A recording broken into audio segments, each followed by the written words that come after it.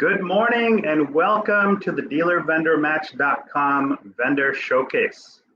I've been waiting for this day anxiously, and it has arrived. So I want to thank you guys for tuning in. Our Vendor Showcase is going to happen over the next 4 hours, and we're going to start it off with a market update. We're going to talk about the data as to where we were in the car business, where we are now, and what the data indicates is likely to happen coming up. We've seen a lot of changes happen. The car business has adapted beautifully to those changes, and dealers are seeing record profits. I feel, and many in the industry feel, that we're kind of in a bubble, and it's not going to last forever. So now is the best time to take a look at some technologies that you may or may not have in your stores that could help you, so that when the bubble bursts, we're not left holding the bag wondering what happened. We're going to have a keynote speaker, Anthony Musci, who was on the design team for the Aston Martin V12 Engine. He's going to talk about some leadership principles. We've got several vendors that will show us what they do and what the benefit is to dealers. And we've got some other short commercial videos and testimonials.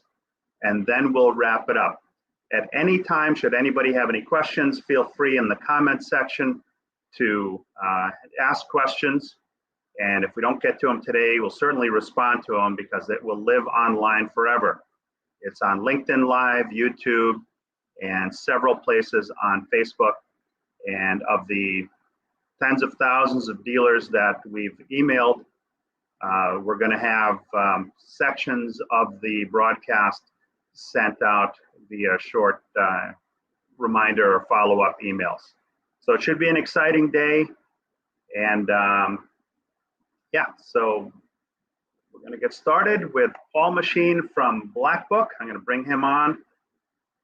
And there we go. Morning, Paul. Good morning, Paul. How are you, sir? I'm great. Welcome to the show. It's a pleasure to be here. Looking forward to it. You know, you and I are both big data fans. You know, it's you can't make the right decision without knowing the data that points you in that right direction. Right. That's right.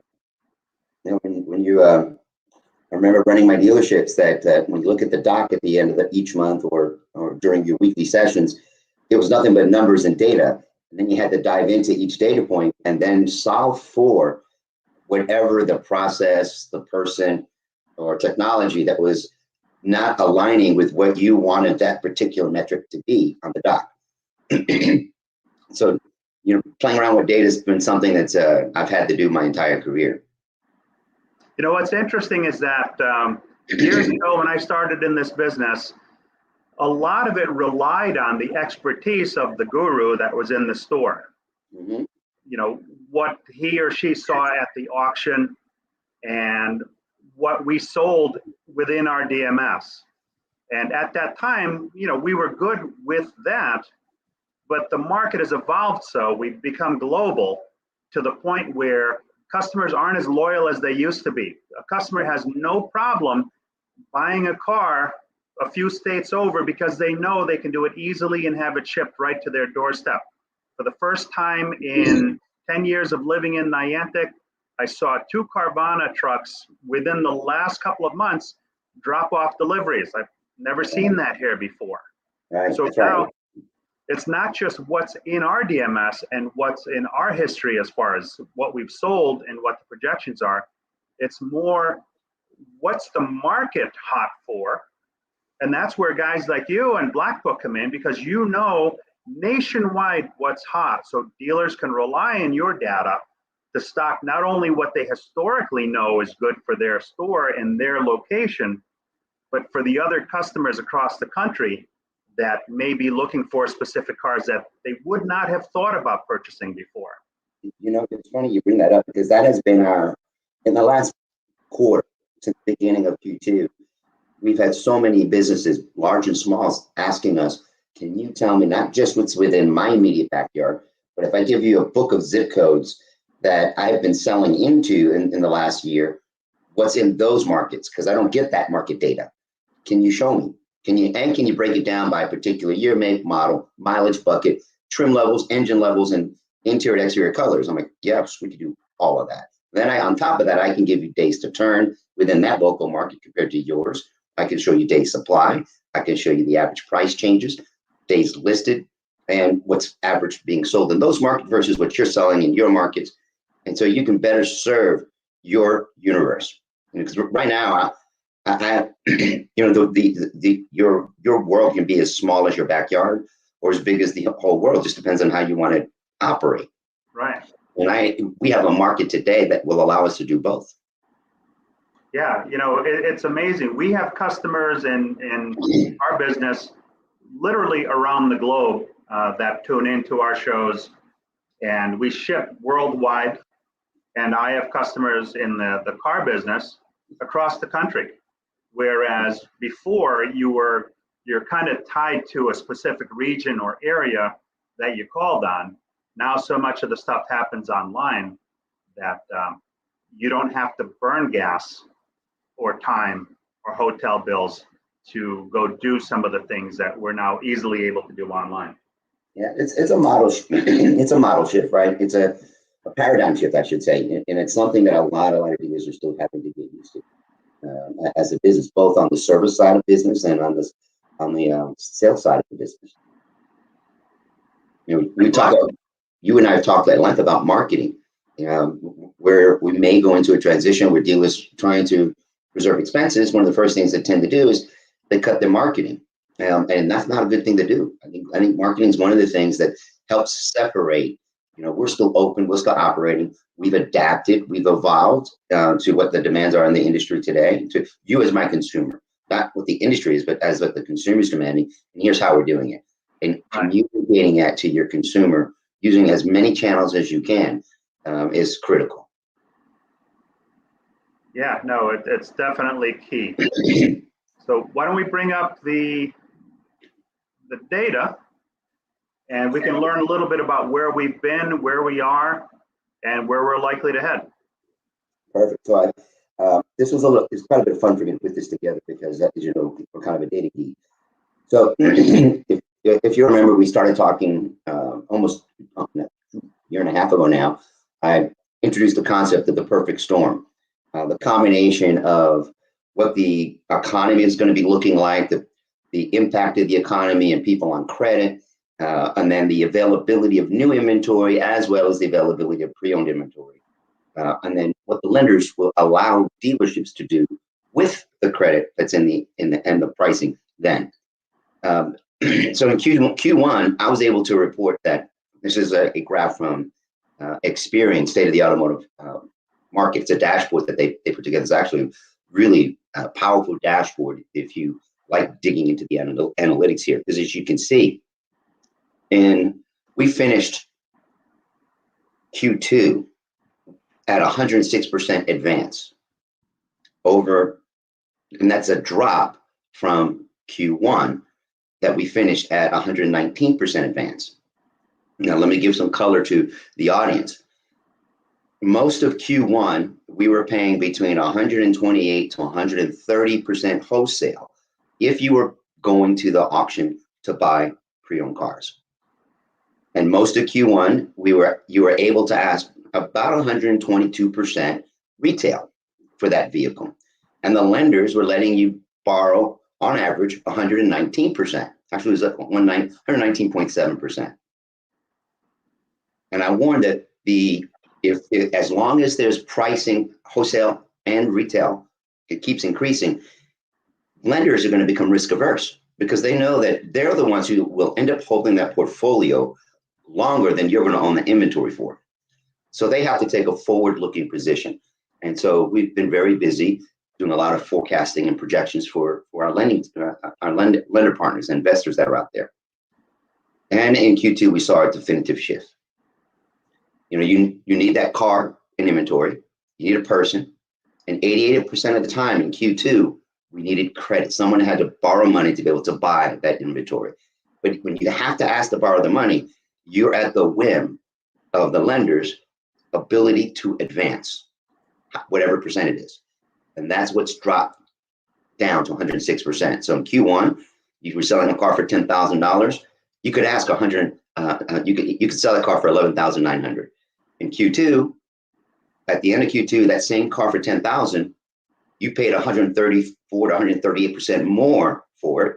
You were only able to list it for 125, but now the lender has pulled you back, as you can see here, 106%. Now you can only sell that car for $600 more than what you were listing it for in Q1.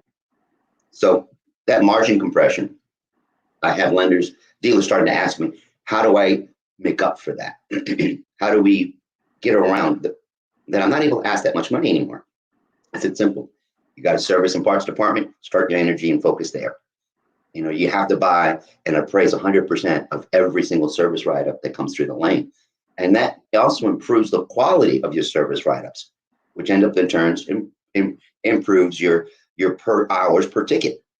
There's all kinds of benefits that fall in when you define a definitive process that uses good technology and delivers a customer experience that your customers can adhere to. Does that make sense? Hold on a second. So even though we're paying more for the cars, lenders are kind of looking into a crystal ball and saying, hey, you know, we've got to cut back a little bit because we suspect that something's coming that's not necessarily going to be in our best interest. Right. Well, to your point, when you said, you know, we are looking at, we have dealers who really need to put forward-looking strategies together. It's interesting, you know, the housing market and the car business, they're very much aligned because we're talking about the two most expensive purchases that consumers will make. Mm-hmm. And I've seen, you know, housing sell for crazy, crazy money. Right. And we just recently saw an open house where there was only one offer, as opposed to the typical, you know, 15 or 20 offers at or above the asking price. Right. Just a few months ago. Could be that the tide is already starting to change. The data certainly indicates, you know, that the people that have the money are starting to look out because they're expecting something bad to happen. Yes, they are. And that's what's interesting. So the next question is what happens with the chip shortage? What's the expectations? So went through you know, Bloomberg and found out they put this pretty nice graph together of how long the wait is to get a chip. And you can see, you know, right now we're 20 weeks, and the expectations by the end of the year to be as high as 25 weeks just to get the chips in. And not think in terms of the kind of new inventory that's hitting dealers' lots for the rest of this year. They're heavily decontented new inventory. And in many cases, some OEs are requiring their customers, when they purchase that new vehicle that's decontented, that they understand it's decontented. It may take a year to get the pieces in, the components in. And during that time frame, that certain active advanced safety systems may not be available, and therefore you can't be held liable. I mean, think about that for a second. That's an incredible opportunity to figure out a way to source the like new pre-owned inventory that's out in the market. There's over 288 million vehicles on the road today. And of that, probably 60 million of them are 2018, 19, and 20, and early 21 models before the good chip crisis really kicked in. So you have 4-year models that have all the content and have the chips in it. We just got to figure out a way to tap that resource. Like the oil well drillers of the day. We got to figure out how to tap that well so we can extract it. And that's where I go back to, again, that the first 3 things: appraise 100% of every service write-up, put a realistic cash offer on every single online and on the lot appraisal, and create a We Buy Cars portal.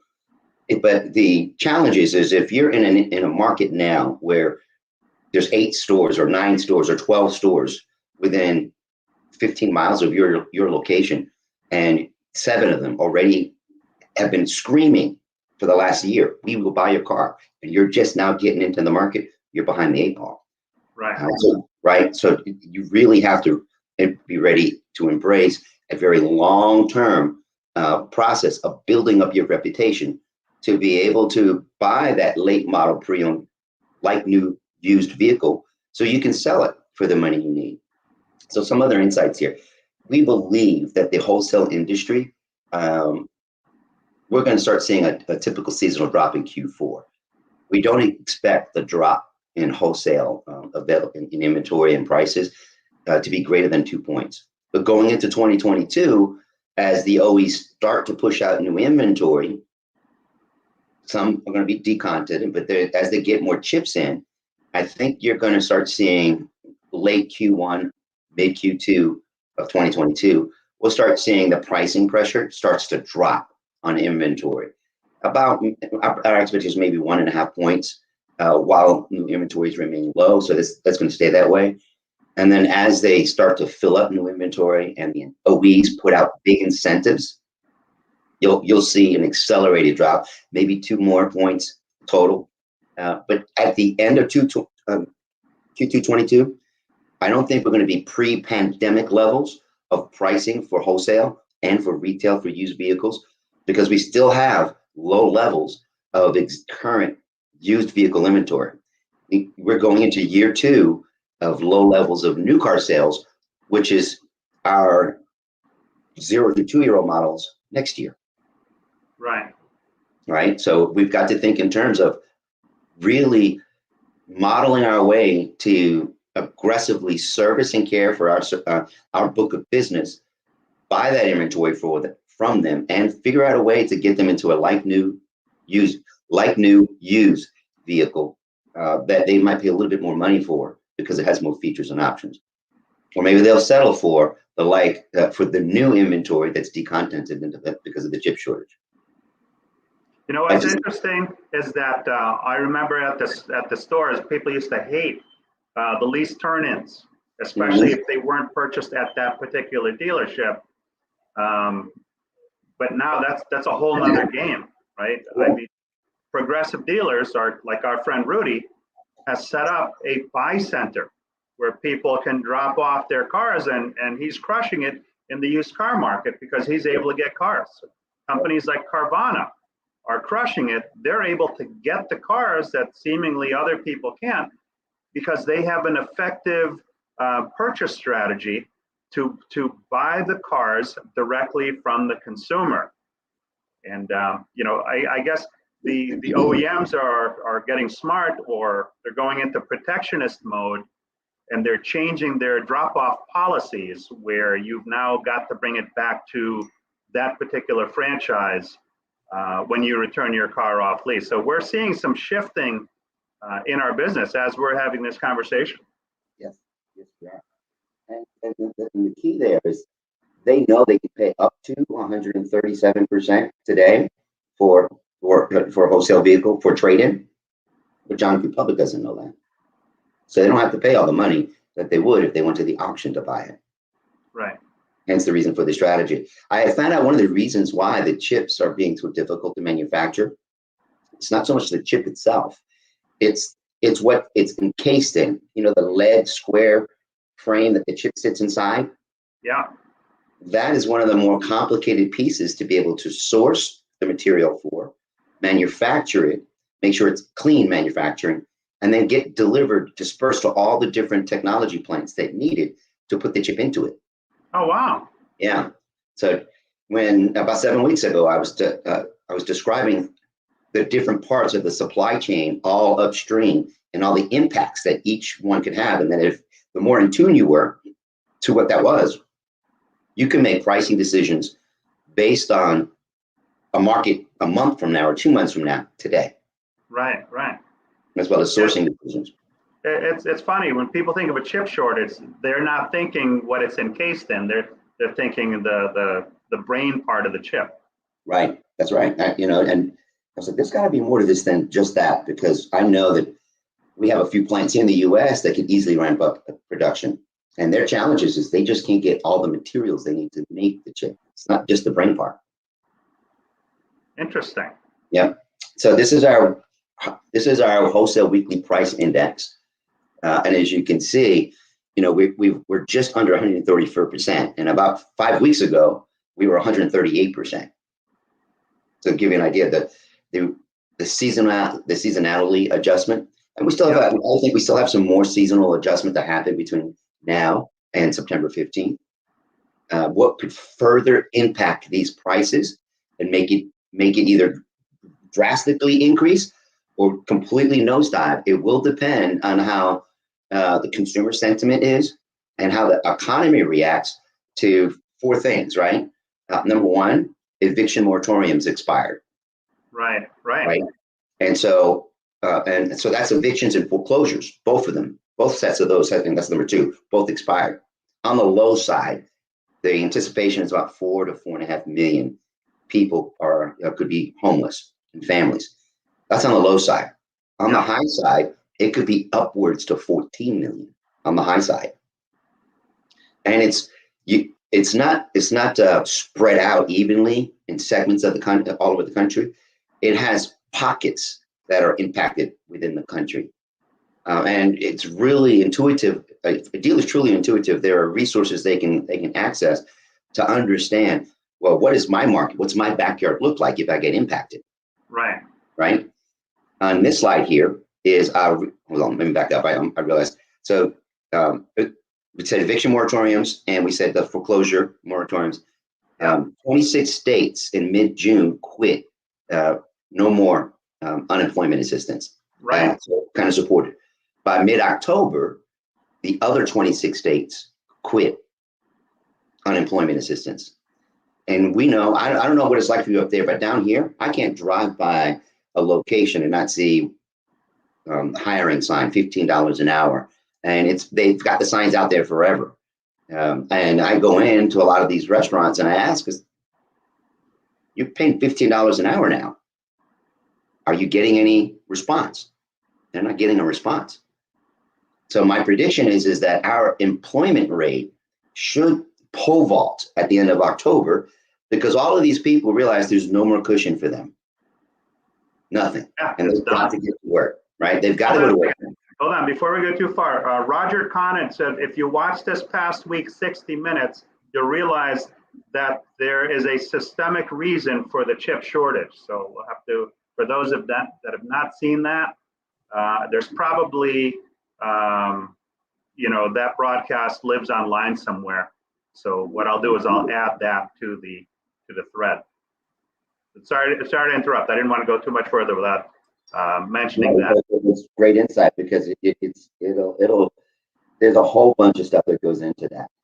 And so at the end of October, I think you're going to start seeing the unemployment rates the employment rates should start to skyrocket, because all these people that have been living off of the federal assistance unemployment, and along with the state unemployment, you're going to see that increase, which is a great sign, because you know what else those people need? They need a pre-owned car. They need a car to get to start. If they're going to get 2 jobs, they need a car to get to and from 2 jobs, and they will do whatever they need to do at that moment. And so I expect that will change. And when that happens, I think you're going to see pricing will stabilize in the inventory in new car markets and used car markets, and the consumer sentiment, because now people are making their own money again, should increase. That's the expectation, at least. What do you think about people defaulting on loans and things like that? So do you think they're going to be able to save themselves when they're forced back to work, or do you think that the hammer's going to drop on them? So there's like the Bureau of Economic Analysis and Black Knight Mortgage Consulting. They did an analysis along with Experian. They did the same thing to look at the state of the financial markets. And about 2% of the people who entered into forbearance assistance for both repossessions and foreclosures and evictions were already 30, 60, 90 days late. Right. And so throughout the program, the idea was to help them get caught up through the program, through split payments. Whenever they got their government assistance checks, they were supposed to use that to go apply to that. Well, that number hasn't dropped. It's still about the same. So when those expire, they're coming off the end that they either got to pay the bill or get out. And so you're starting to see evictions happen through, I hate to say it, the market has had jobs out there for a long time in my area. And in my state, we are one of the highest percentage state of potentials for evictions, evictions, foreclosures, and repossessions, because we had large groups of people, instead of going to work and paying their bills, was taking the money and using it. That's what the evidence shows. Now, on the other side of that, we have a class of people that have done the right thing. So that's why the estimates are between 4 to 14 million, because of the high side of that is the private mortgages, which are not a part of the federally backed program, but they followed the federal backed programs for their own tenants.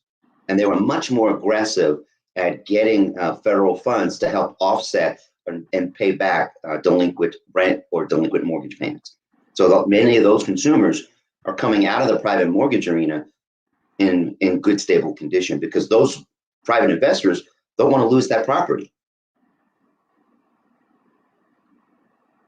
Well, some interesting times ahead, because when the proverbial doo-doo hits the fan, that's going to curtail some spending. Oh yeah, it will. It will. I said something yesterday. I think it was Tuesday night. I came across an article about if you don't have your Christmas shopping done now, don't be surprised if you can't get your Christmas shopping done, because the supply chain challenges is not just hitting the automotive industry. It's hitting everything. Everybody. Right? Yeah. Everybody. An interesting statistic in the retail clothing arena. Do you know the one category of clothing that instead of pricing is going up, pricing is going down? Men's suits. Guess who's not buying suits to go to the office now? Yeah. Right. So if you like suits like I do, go get some. You're getting some good deals today. Yeah, for sure. I get emails all the time, deals that I've never seen before. Yep. And you're right. It's the problem is in all industries. In our yarn business, stuff that we get normally right away is taking months. There's no containers. There's delays in shipping.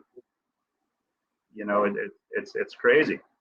But so this paints an interesting picture here. This slide. Yep. So that's the wholesale. So this is the retail side. So what's encouraging is, even though we've dropped down 5 points in the last 5 weeks from 138 to 134, we've been steady on the retail side of the asking price. And to give some clarity, where do we get this data from? There are 16,600 franchise dealers in the market. I get all of their data.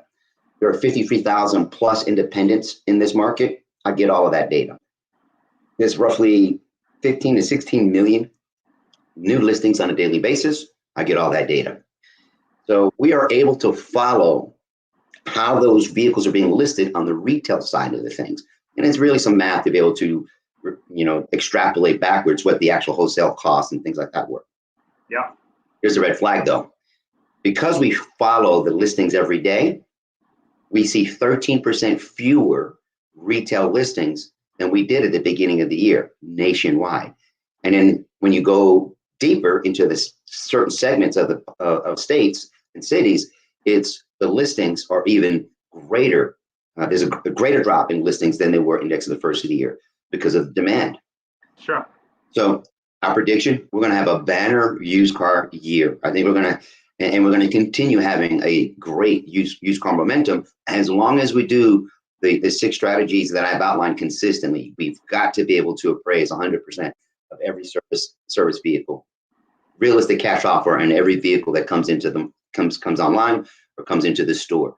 And definitely consider creating a We Buy Cars portal, because that's the only way a dealer is going to be able to effectively take advantage of this steady price. I think we're going to be stable here for the rest of this year. We might even see an uptick as people need to come back in to buy their used vehicle to get back in the job market.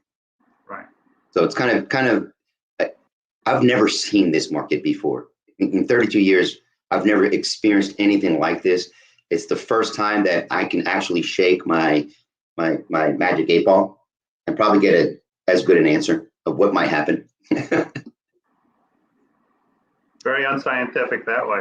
Hey, Right. thank you, Roger, for posting the link to the semiconductor chip shortage 60 Minutes episode. Appreciate that, man. Right. So massive foreclosures, eviction backlog, as you and I were just discussing. This is a great graph, and this is from adults expecting eviction. This is what's this site? I can't remember the name of the site, so you guys can actually get to it. It's not State of the Automotive Market. I think that's yes, this is the Bureau of Economic Analysis. You got to do a lot of digging to get to this, and you could see where the trend line is on the low side right now. Is they're still considering 4 million, and we're going to see a very steady stream of those foreclosures. Now, here's the other part about that: those homes, if those people are going into evictions and foreclosures, they happen to have two cars in stock. There may be a chance to help them if you could buy one of those pieces of inventory, give them some collateral that they use to reduce maybe they can stay in that home. It's just a way of figuring out how to become a part of the solution and not just wait for the problem to solve itself. Which is my strategy number 4: partner with your local lenders and credit unions to find out about the customers who are in forbearance, so we can help them some way by trying to buy the car.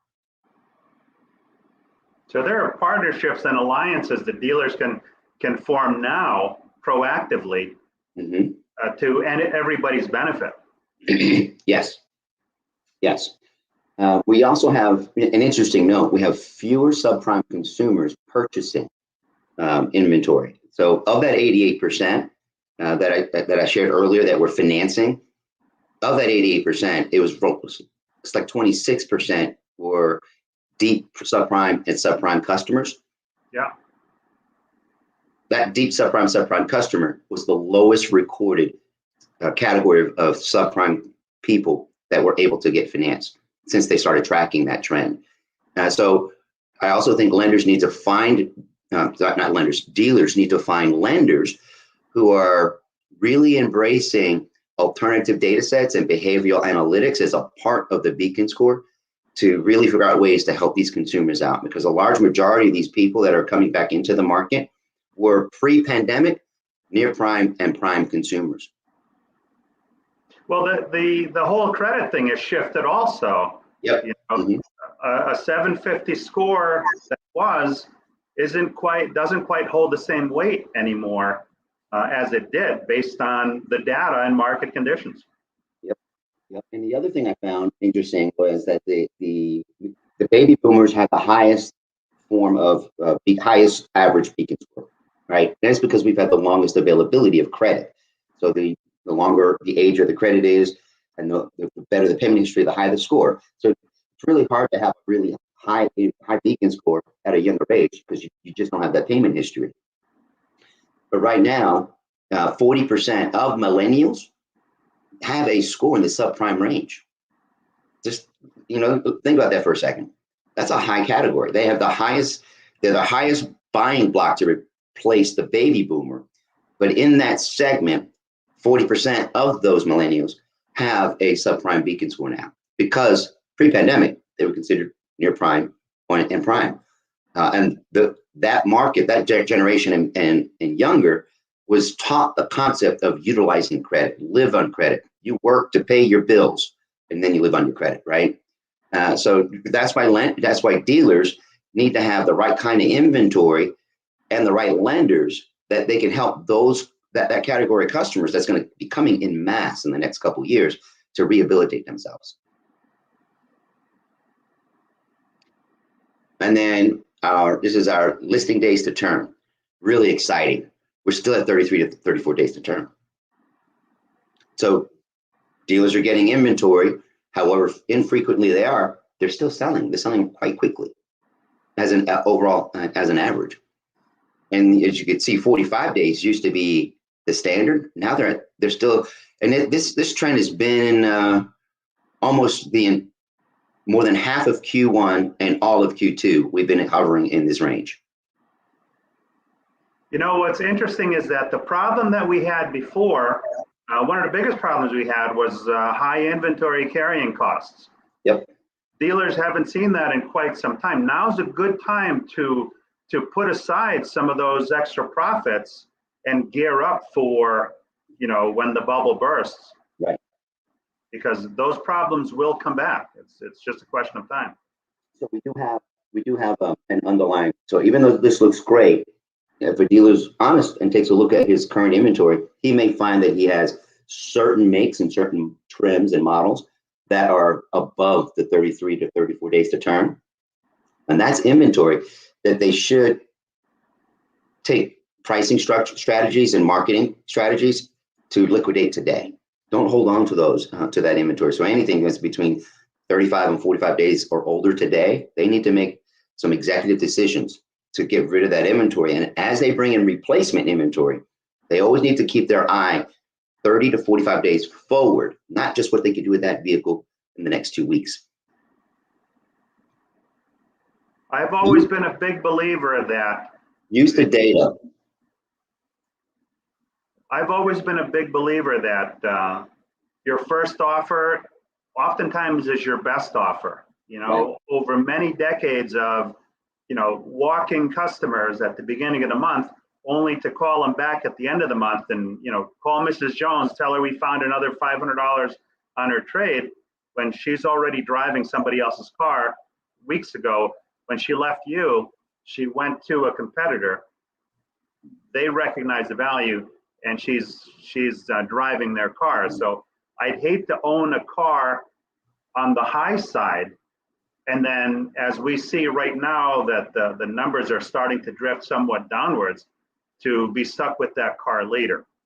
Yeah. I mean, it may not be immediate, but it's coming. Yep.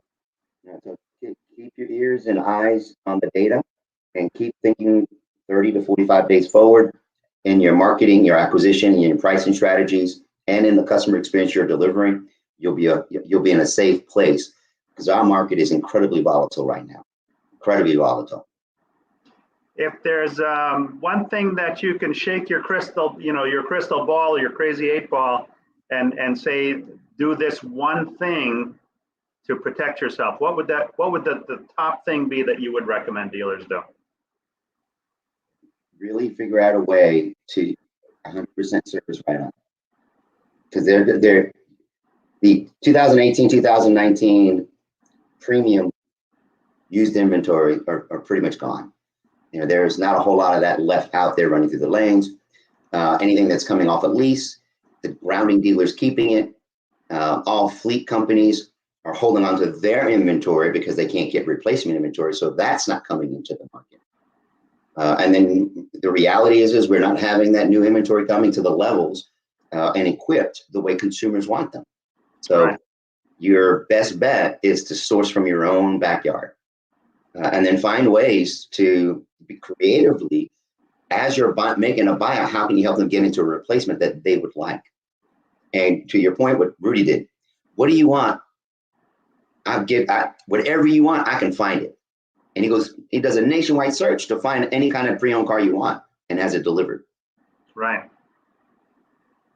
Well, Paul, as always, great intel from you and our friends at Black Book.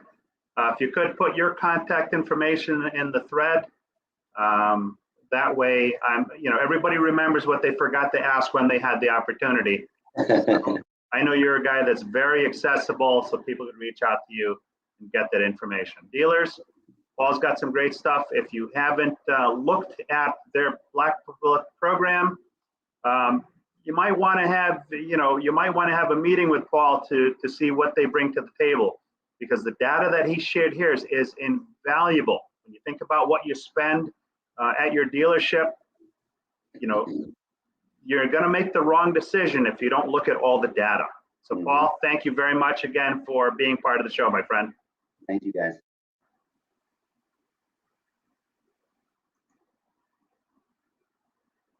Okay, so that was great. Data-driven decisions. That's what makes the world go round. Now we're going to hear from my friend Anthony Musci. Back to the show, I would like to introduce you to Anthony Musci. special guest today. Anthony is a guy that was on the original design team for Aston Martin's V12 engine. It was quite a remarkable feat. So Anthony's going to talk to us this today about leadership and how it would benefit your store. Thank you for inviting me today, Paul. I appreciate the opportunity to speak. Thank you, everyone, for joining us. Paul has asked me to speak a little bit from my experiences about leadership and what makes an effective leader and how you do it.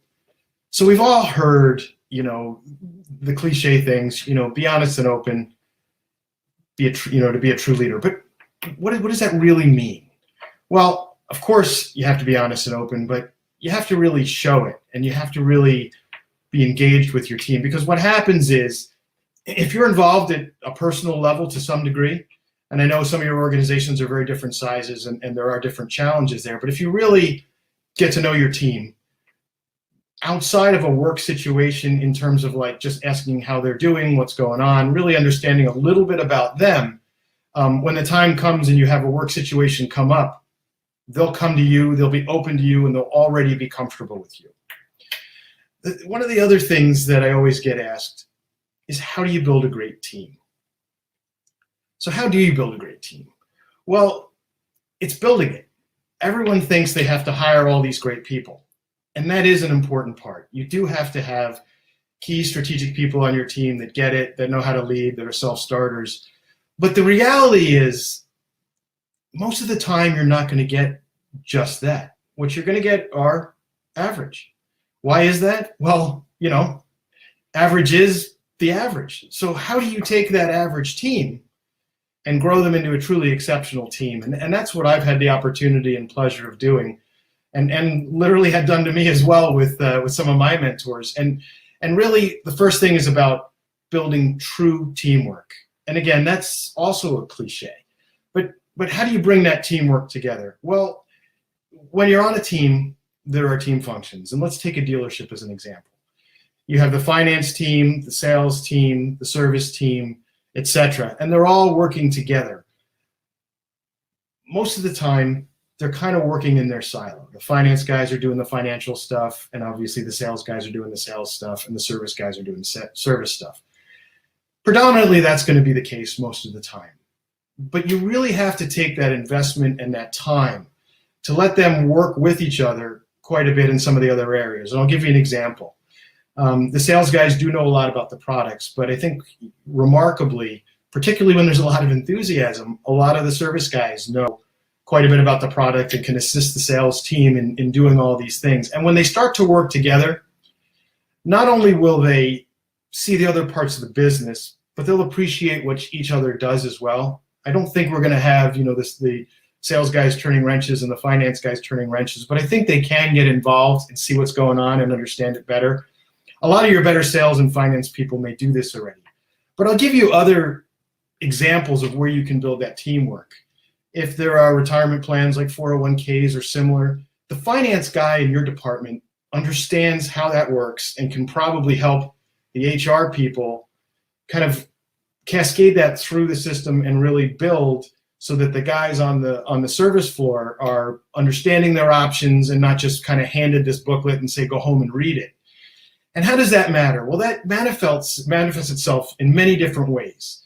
When you have different situations in the business, financial, service related, sales related, they're going to start to see each other's problems and understand them, because when they learned about their 401k, guess what? They have an appreciation for the costs in the business, and they're not just turning the wrench in the service department and kind of getting the quickest times.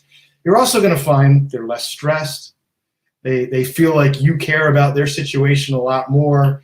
And when you have this cross-functional team building, they trust each other. If there's an absentee, they can cover it. As this dealership gets busy, the service guy is going to be able to talk with the customers a lot more, and he's going to sound and feel a lot more like the sales guy because he's learned from him and they've learned from each other, and vice versa. The sales guy is going to understand how long it's going to take the service guy to do something. You're also going to get these better, well-rounded people that if someone is out that day, they're going to be able to handle it. They're going to be able to pick up the slack. They know what that guy's job is. And really, at the end of the day, as they start seeing these things, often management feels it's their job to see all these things and make these connections happen. And that is important. But the reality is the guys working in these functions day in and day out have spent more time than anyone in management possibly could do doing this. And when they start to understand those different areas of the organization and they trust you and they trust their team members, the ideas are going to be more open and they're going to be better because they're going to understand how all that works. Other things to consider are suppliers. When you're dealing with your suppliers, now, obviously you're all dealing with an OE and they're a very tough supplier, and I could probably do a whole episode alone on that, but you're also dealing with many smaller suppliers. And if you're treating them just like you want to be treated, you're going to see tremendous gains. And I'll give you an example from my experience. I was in a small company at one point, and we were in a tough situation and we needed to make some sales. And the finance team was making promises to suppliers that frankly I wasn't really comfortable with in terms of volumes and how much work they were going to get. And I was actually concerned that, even we were in a situation where it wasn't clear that we would make it as a company, but it was also a situation where I wasn't really sure where we was going to go in terms of the sales. So I sat down with the suppliers and I said, look, you're a little company. I know we're promising you a lot of orders, and I want to make that happen more than anybody else. But I also don't want you to bet your kids' college tuition or your house mortgage on it. And I want to really figure out a way that makes this work all around. And the reaction I got was an extremely positive one. One of the guys sat me down and said, thank you, I really appreciate that. That honesty means a lot to me and it helps. And let me see what I can do. A couple of days later, he calls me up and says, come on over, I got a few ideas. And what we did is we figured out an idea to handle the volume, the maximum projected volume we thought we could do without risking him. It actually reduced our overall tooling. And I had built a much stronger relationship with him, because one of those things that we can all see is if you look at both sides of a situation, you have to ask yourself, can you live on both sides of that situation? And I'm constantly asking myself that, because if I'm doing something that's good for me and not for the other guy, realistically, it's not going to be good for me long term. Maybe short term, I might get away with it, but not long term. And when you're looking out for your suppliers, guess what? When you're not watching them, they're looking out for you. And I find that I often become the preferred guy they want to sell to. They come to me and they say, well, what else do you need? What else can we do? Yeah, I deal with this other guy and he's a pain in the behind, but I want to do something with you because it's always successful. I always make a lot of money. We reduce the risk.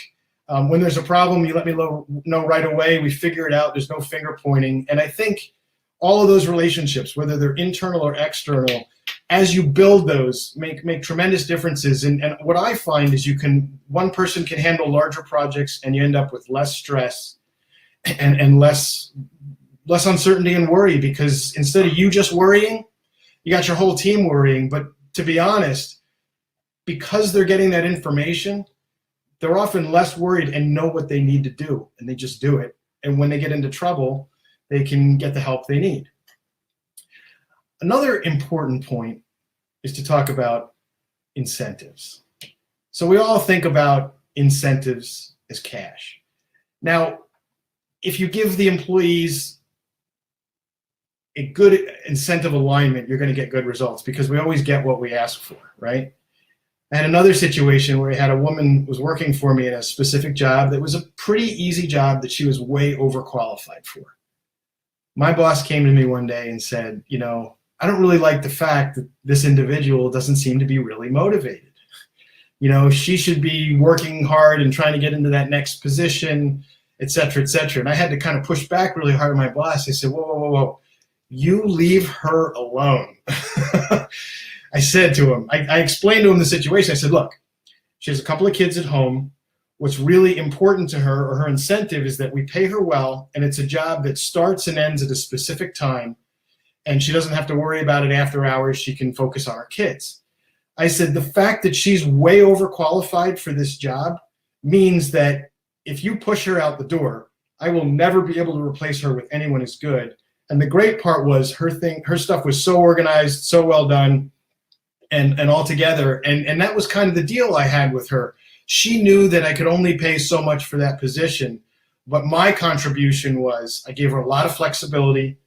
I gave her, very little hassle. We integrated really well, and that was a tremendous benefit for her. And I knew that if we pushed her and said, well, why don't you go to the next position where you're going to be managing more people and doing this, that, and the other thing, she would have left and gone to another company. So always, always, always think about what are the true incentives and not just cash. That being said, figure out ways where you can share those benefits with your employees. It's been said many times that companies that figure out how to do that, and I've worked in many of them. A great example is piece price. If you give someone like the mechanics in the dealership some incentives to get something done more efficiently, and they do it, they need to share in that. I've seen situations where they get better, and then the new time becomes the new record time, and what it actually does is it disincentivizes them to work even harder. But when they get that payback and they see it, that efficiency grows throughout the organization and at all levels. You're all reaping the rewards. The final thing I'd like to bring up is, why are you there as a manager? Like, what's your purpose? Well, at least from my perspective, I like to have employees that can be pretty autonomous and do their own thing. And it takes time to get them there. And it goes back to my earlier point of building a great team. When I've gotten specific individuals in key areas, and then I kind of let them float a little bit to the other areas and see things, they start to become more autonomous.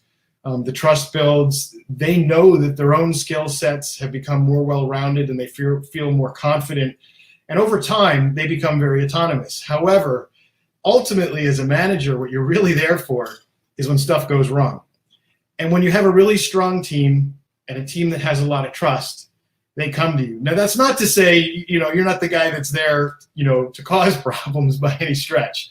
But at the end of the day, let's face it, that's what you're getting paid for. And when someone comes to you and says, everything's been going great, but now I've bumped into this, and they do it early, you're very effective at getting it done. And even if you can't do it, I tell my employees, come to me, and if between myself and yourself we can't figure it out, we'll pull somebody else in, we'll figure out how to do it. And I found by doing that, the efficiencies of organizations grows exponentially, and it's just tremendous. And it's much more rewarding because I have a lot more fun at work. I know my employees do, and I know it makes for just a great workplace all around. Not to mention we tend to make a lot of money, so that's always a good bottom line. The last piece of advice I'll leave you with is that, and I often say this to myself. In fact, I say this to myself almost every day. Remember, you're not going to be here forever. So as I look around, too many times I see people acting like they are going to be here forever. And when I remind myself of that, it tends to humble me and not think about what just can I do for myself, but what can I do for everybody else. And for me, that's probably the most rewarding part of being a manager. And I promise you, if you look at it that same way, I promise you'll have the same experience. Another area I'd like to speak to you about is diversity. And specifically, it's not the one you're thinking of. It's diversity of experience. So what do I mean by that? Well, we talked a lot about working in different areas, but the older people in your firm, such as myself, have had years and years of working on different projects. Certainly, people and human nature haven't changed. And no matter where you get that experience in your life, you can reapply it in different areas, and it's useful no matter what you do, even if you go to a completely different field. However, technology changes quickly, and often we'll have young people coming into an organization. And if you're trying to implement, for example, a new IT system, really both perspectives are important, and when they work together, they start to see things differently. A great example of this is if you're a dealer and you're trying to implement a new electronic system and you had a paper system, they're absolutely for sure.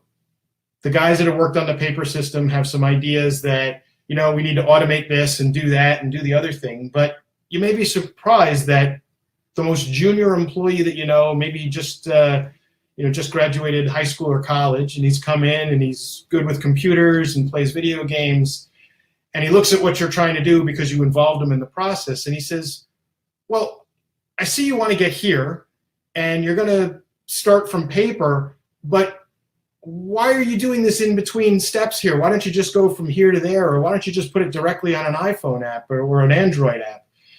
And you step back and you think, well, yeah, that makes a lot of sense. And what ends up happening is both employees are truly enriched from each other's experience. We talked earlier about the different groups in terms of finance and service, but also age groups and different industries. If you had a guy that came from manufacturing or the restaurant industry. It is absolutely amazing to me how you can apply things. And honestly, I've worked everything from Silicon Valley to automotive industry, to consumer products, to services, consulting, you name it. I've done a lot of these different things. And what's amazed me the most over the years is you would think, oh, all of my automotive experience when I go back and consult an automotive OEM is going to help me. And certainly it has. But what has been more surprising to me was when I worked in Silicon Valley, how much of my OEM experience applied to them and was a completely new idea. Or when I worked at an OEM after working at both an OEM and Silicon Valley again, I was able to bring fresh ideas in. So that diversity of your own experience as it grows and becomes stronger and grows across the organization will make your entire team much, much stronger. Words of wisdom from Anthony Musci. Wow, that's great. You know what I love is that when you speak about leadership and leadership principles, is that you're speaking from personal experience. And experience is something that nobody can fake. So thank you very much for being part of the show. Thank you for the opportunity to speak, Paul.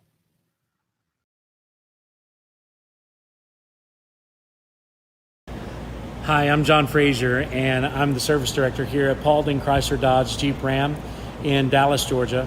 I'd like to take just a moment to share with you about my experience with DealerVendorMatch.com. Over the past year, our service business has grown exponentially. It's resulted in more traffic across our service drive and even more traffic across our phones. We desperately needed a BDC solution that would allow us to complete our day-to-day tasks more efficiently, all while meeting the needs of our customers that were calling into the store.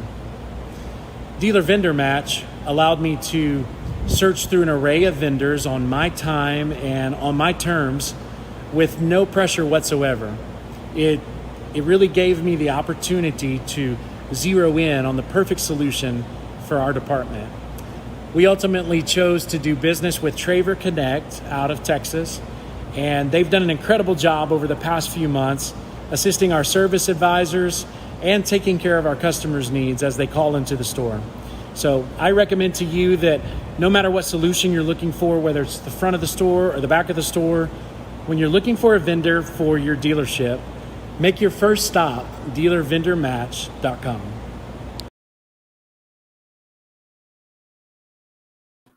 Welcome to the Vendor Showcase. I'd like to introduce you to Chuck Hartley and Kaylee Filio. Welcome. Hello. Hi, Paul. So why don't you guys tell us a little bit about you before we get started? So I'm the sales and marketing manager with Parts Edge. I've been with the company about 5 years. And my goal is really just to spread the word about what we do for parts managers. And that's really kind of what I'm focused on. I'm the president of Parts Edge, which we started back in 1999, April of 99, seeing a need in the market to fill a niche on inventory control. And my business partner, Cliff Cope, together with his software knowledge and my parts knowledge, put together a program to fill that niche, which I think we've done really successfully, Paul, over these last few years. Obviously, we've been in business almost 22 years. And I just have a passion for the parts business. After being a fixed ops director for 3 years, I just knew I was a parts geek and I love the numbers. And hence, that's what we do, working with almost a couple of hundred dealerships day in and day out, helping them to get the best return on their investment with parts. Well, you and I have had some interesting parts chat because, with my background running some aftermarket service centers, there are part numbers that just stick in my head decades later. So. Very true. Boy, that has changed so much because, new car models change every 2 years now. Gosh, and this just dates me, but, back in the 70s, 80s, and 90s, for 20 years, the Dodge van was the same van. And boy, did I still have the part numbers just etched in my memory because the vehicles just didn't change. And now, gosh, the proliferation of part numbers, Paul, it's just mind-boggling. I could see the look on Kaylee's face up. Here's the part where the two old guys go into part number talk. I just smiled. I'm going to avoid that. Okay. Obsessed with creating the perfect inventory? Us too. Parts Edge gives you the tools you need to outpace the competition and provide the highest level of service to your customers. Parts Edge is a powerful tool for parts managers to get the job done faster. Imagine what it was like when the impact wrench arrived. It made mechanics 3 times faster. Getting the job done without the latest technology makes it difficult to keep up. Besides all the other responsibilities you have, you work hard to have all the right parts you need when you need them. Parts Edge was designed by parts people for parts people to make that job a lot easier. Parts Edge saves you 4 to 6 hours every week and can increase your sales by 10 to 20% in just 12 months. Not bad for your bottom line. Take your obsession to perfection with Parts Edge. Call us today to find out what Parts Edge can do for you. You were going to cover the manufacturer programs and the recent analysis that we did on all of our clients on ASRs. Then there's another addition, and I think this is really important for all of you that are watching and listening. In today's parts operation, things have changed. 2021 is completely different than it was in 1988 or 2000 even. And we're going to give you just a little nugget of something that is very important. We feel that the reports on the DMS system many of them are irrelevant and outdated this day and age. And so we wanted to go over just one little section on gross turns versus true turns. So the state of the dealership parts operation here in 2021. Again, just re-emphasizing what I was just talking with Kaylee about is what we see from a reporting aspect this day and age is just totally outdated. And I'm going to give you a few examples of it. But one of the things that we're in a very unique position to do is to actually, we have so many Ford, GM, Chrysler, Honda, Nissan, Toyota dealers, whatnot, that we work with day in and day out. Every once in a while, I like to take the pulse of how parts operations are working based on the manufacturer. And so with that being said, what am I talking about? Stock replenishment programs are what the acronym ASR, so to speak, for automatic stock replenishment.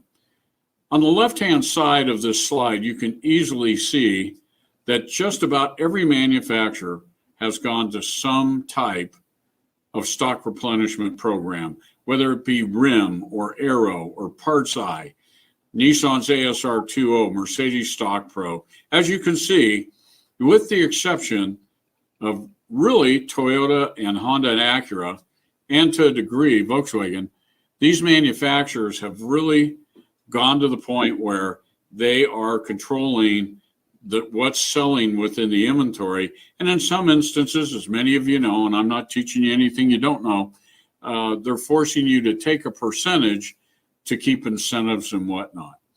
And so when you look at this and see this is where the whole market is basically gone, this is where we took this study and put it together. And so as you look here, and I've got this ranked based on the percentage of inventory that's guaranteed, I have the 7 major makes that have some type of a stock replenishment program. And then down below, you'll notice in red that I actually added Toyota, Honda, and Volkswagen. And doing a ranking report here, one of the things that you can really tell about a stock replenishment program with the manufacturers is that they only guarantee what sells. And I want to say that again. They only guarantee what sells. When we look at 2 of the better ones, of course, the brass ring out there, the perfect inventory would be the manufacturer is guaranteeing 100% of your inventory. Wouldn't that be wonderful? And in reality, that doesn't even come close, especially the larger the make, the bigger it is. You can see that Subaru and Kia at the very top of this slide by far lead the percentage of guaranteed inventory.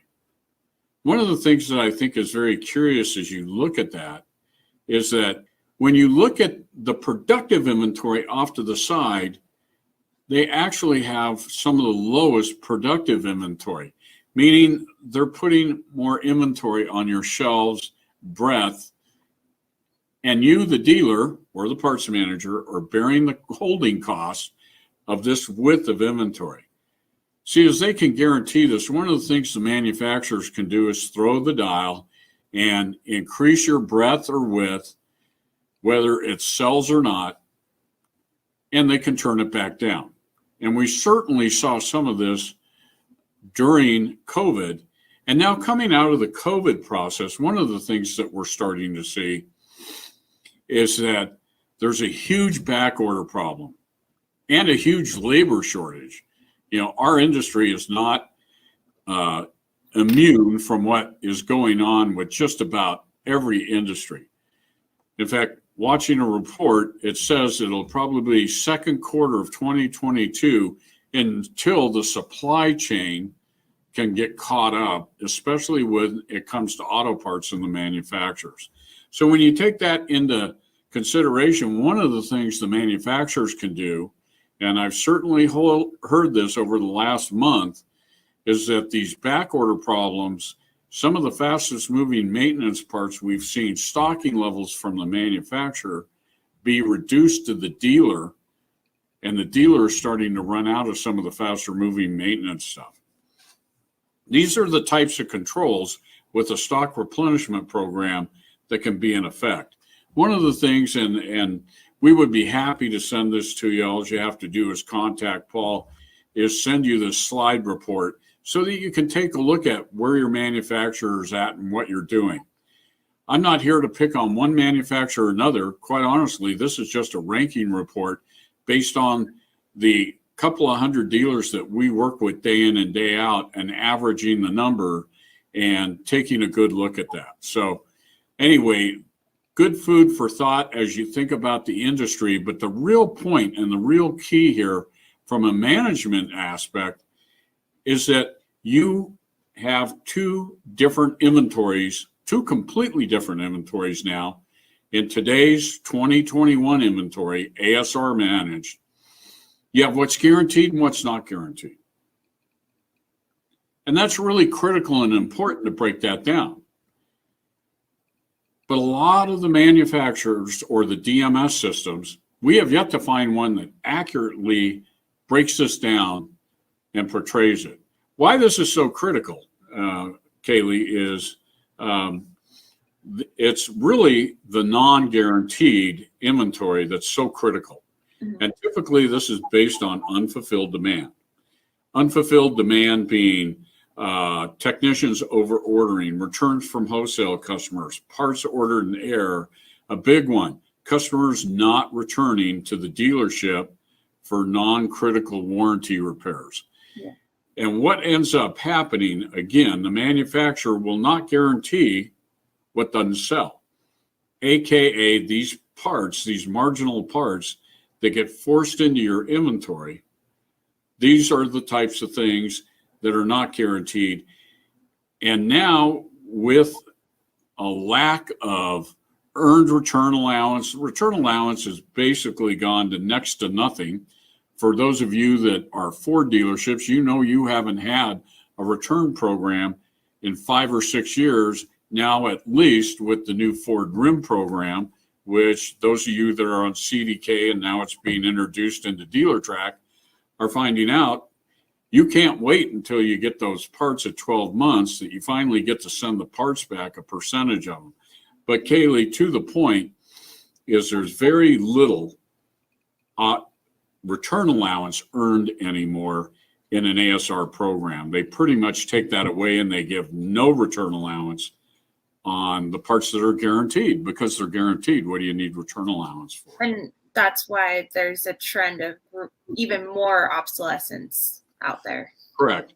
In fact, what we've experienced is, and in fact, the slide that I've got up here is a culmination of about 35 GM dealerships. And when you look out to the obsolescence and under the not guaranteed percentage, it's 16.37% of the inventory is obsolete of what's not guaranteed. That's why it's so critical. And anymore, it used to be 20 years ago, we could do a 3-for-1 buyout, or we could buy ourselves out of an obsolescence issue by buying some more depth and breadth and earning return allowance to get rid of it. Those days are gone. There's just literally under an ASR program, there's no way to buy yourself out of an obsolescence issue. It's more, we have to find other ways to accrue money to retire obsolescence and for stock inventory. So one of the things I want to touch on, and this is the little nugget that I want to hand off to you all, is I get so many phone calls, especially so far this year, talking about low true turns. Again, these are the management programs on these DMS systems that calculate out true turns and gross turns. And it used to be gross turns was fairly irrelevant. True turns was the important thing. And why were true turns so important?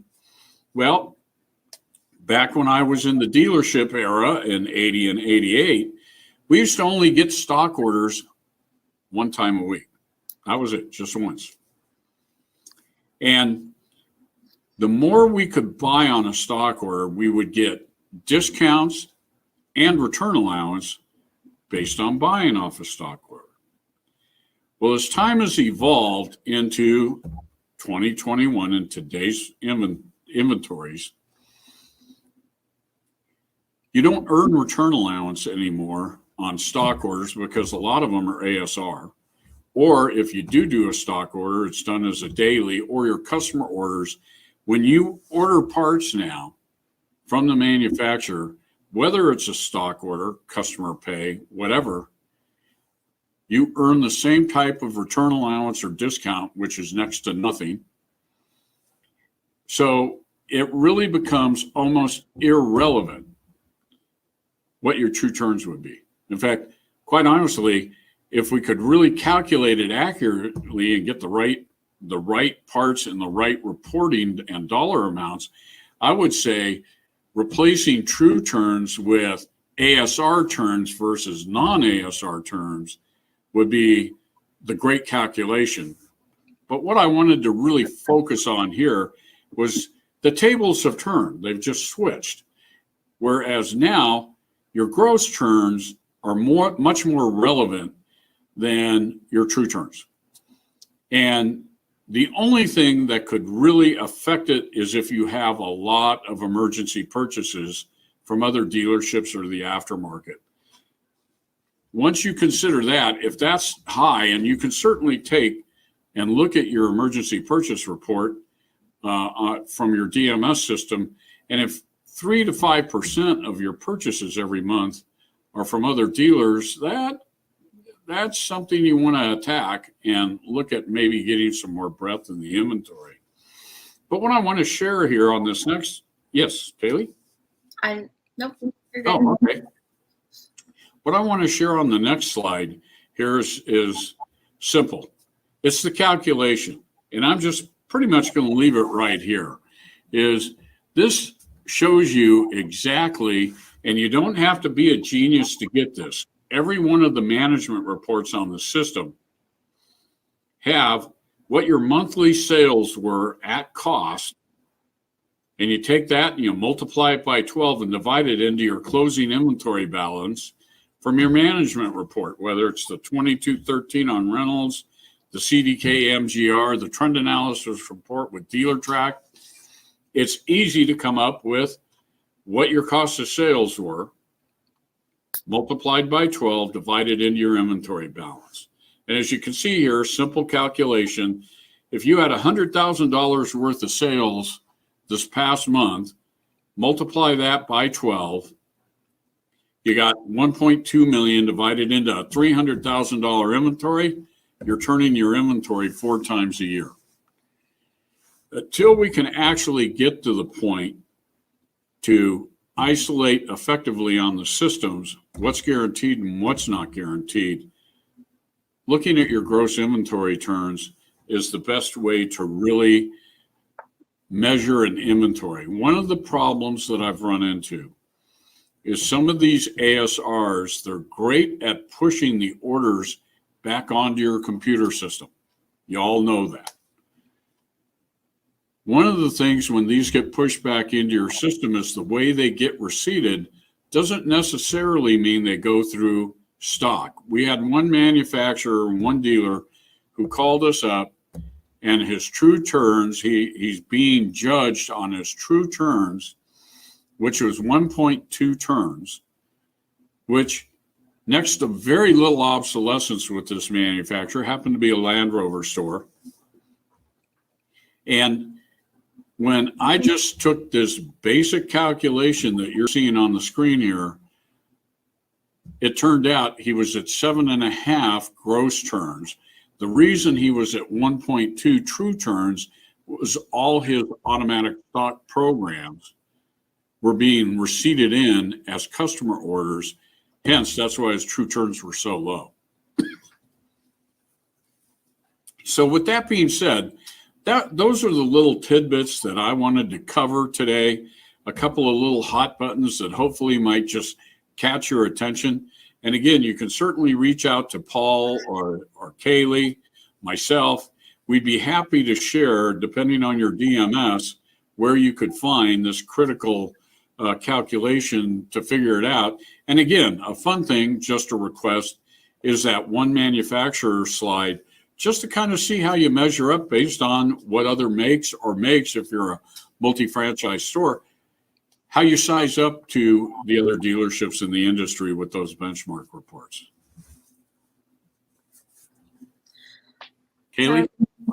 Yeah, that was great, Chuck. I just want to touch to wrap up everything, just how important it is, because this is just a small part of a parts manager's job. They have so many other things going on, and it's just so important to give the parts managers the tools to better manage the inventory within the DMS, because again, there's a lot going on with everything.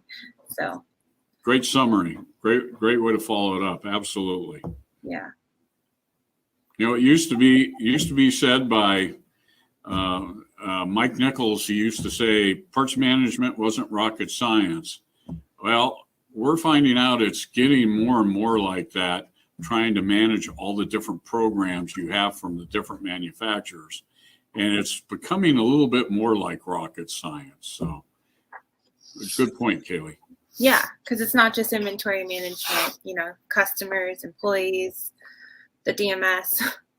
So that's some great information.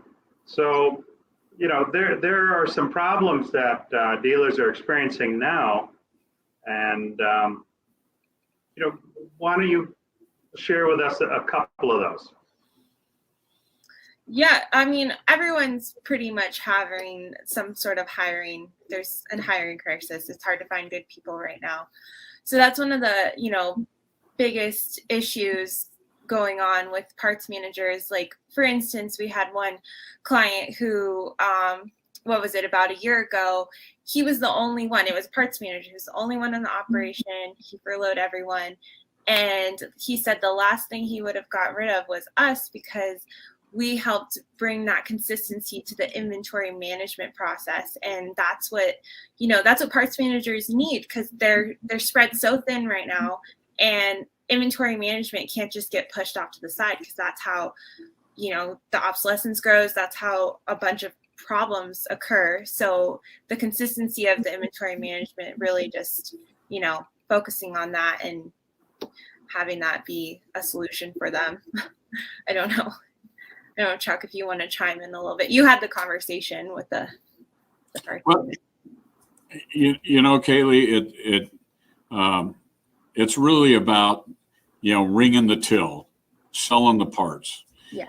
And when push comes to shove in the dealership, the most important thing you want to do is make your techs happy, make your customers happy, and sell the part. You can always go back and lick your wounds later. We see a lot of parts managers who work double time, overtime, because during that selling window of 8 to 5, Monday through Friday or Saturday, they end up after the selling window spending several hours trying to catch up on paperwork. That's where we come in and really free them up so that, they're able to train their people better, focus on sales better, and not have to be chained to the inventory. We keep a pulse on the inventory for them and keep it accurate and consistent. So very good way for you to put it, Kaylee. Yeah, and parts managers, you can only work so many hours for so long until you just get worn out and you're just not happy. So it's just not good for anyone to work that many hours all the time. Yeah. With all the programs that the parts manager today has to manage at the same time, and then also put on the counter person hat, I mean, that's a lot for anybody to have to handle, especially in a role as critical as running a parts department. You bet, Paul. We work with multi-million-dollar parts operations that have 75, 80 employees, and we work with, quite a few 1 and 2 person parts operations. They take out the trash, and if they're not there, the part doesn't get sold, or, the technician, God forbid, goes and pulls it. But we do have a couple of small stores like that. And so that critical point where we can fill in, whether it's a 1-man or 1-person parts operation or a 75-person operation, inventory control is still the key to keeping the till going. But hey, if I was a parts manager in the situations right now, I just make sure my customers were taken care of. I'd lick my wounds. And that's what we're seeing percentage wise out there, is trying to come out of post-COVID right now, Paul, is we're seeing parts operations have gone down a little bit. And on top of that, they're suffering through massive backorder problems, which is caused by COVID. You can't really blame one manufacturer or another. We had a Honda dealer in the DC area that I talked to last week that, the consistency of the manufacturers delivering parts every day, your stock orders and everything. And this particular dealer, his truck didn't show up one morning. He called the depot and they go, "We didn't have anybody to deliver the parts." So he got a trailer the next day twice as full, and he had to come in extra early to get it checked in. Those are the kinds of things that parts managers are dealing with right now. And it's probably going to be that way, Paul, until early 2022 or longer. So that's what. One note too, the shortages too. They're getting their deliveries, but then they're short parts, and then they have to submit claims. So it's like a whole nother management of, lost parts that are just more on the to-do list. Yeah, on their to-do list. Yeah. Yeah, COVID, of course, from a physical aspect, we all worried about it. Are we going to get COVID? Are we going to get vaccinated? Whatever. But, the repercussions within the supply chain of retail management. I mean, look at new cars. How many of them are just sitting there waiting for microprocessors because they're so short, and it's, such a severe situation. And we see that all the way across the line, and unfortunately, parts operations are like that. So, we'll get through it, no question. If there's one thing I love about the automotive industry is it's resilient, and it always comes back. But we're going through a tough time. Post-COVID, I think almost seems a little tougher than pre-COVID, if you know what I mean, Paul. So. Oh yeah. Yeah, no, we will get through it. I'm with you. I feel the same way about the auto business. It seems like no matter what it throws at us, it makes us better. It makes us stronger. It does weed out some of the weak players, but overall, it does make us better and hopefully more prepared. God forbid there's a next time. Yeah. Yes. Right there, Paul. That's it. But, it's learning through these kind of challenging times that help us help managers, and track things more effectively. But everybody's going to learn through this. I treat it as, a learning experience in my lifetime. I hope we never go through it again, but I've certainly learned how to adjust a lot of things through this. Just as dealerships, I thought they were pretty darn resilient, even through what they went through and how they did. And now the great thing, Paul, and in this, a great thing to happen, out of all the dealerships we work with, and this probably sums it up better than anything, they're all super busy. Yeah. Yeah. Boy, what a great problem to have. Yeah, not enough hours in a day and record profits. Yeah. You bet.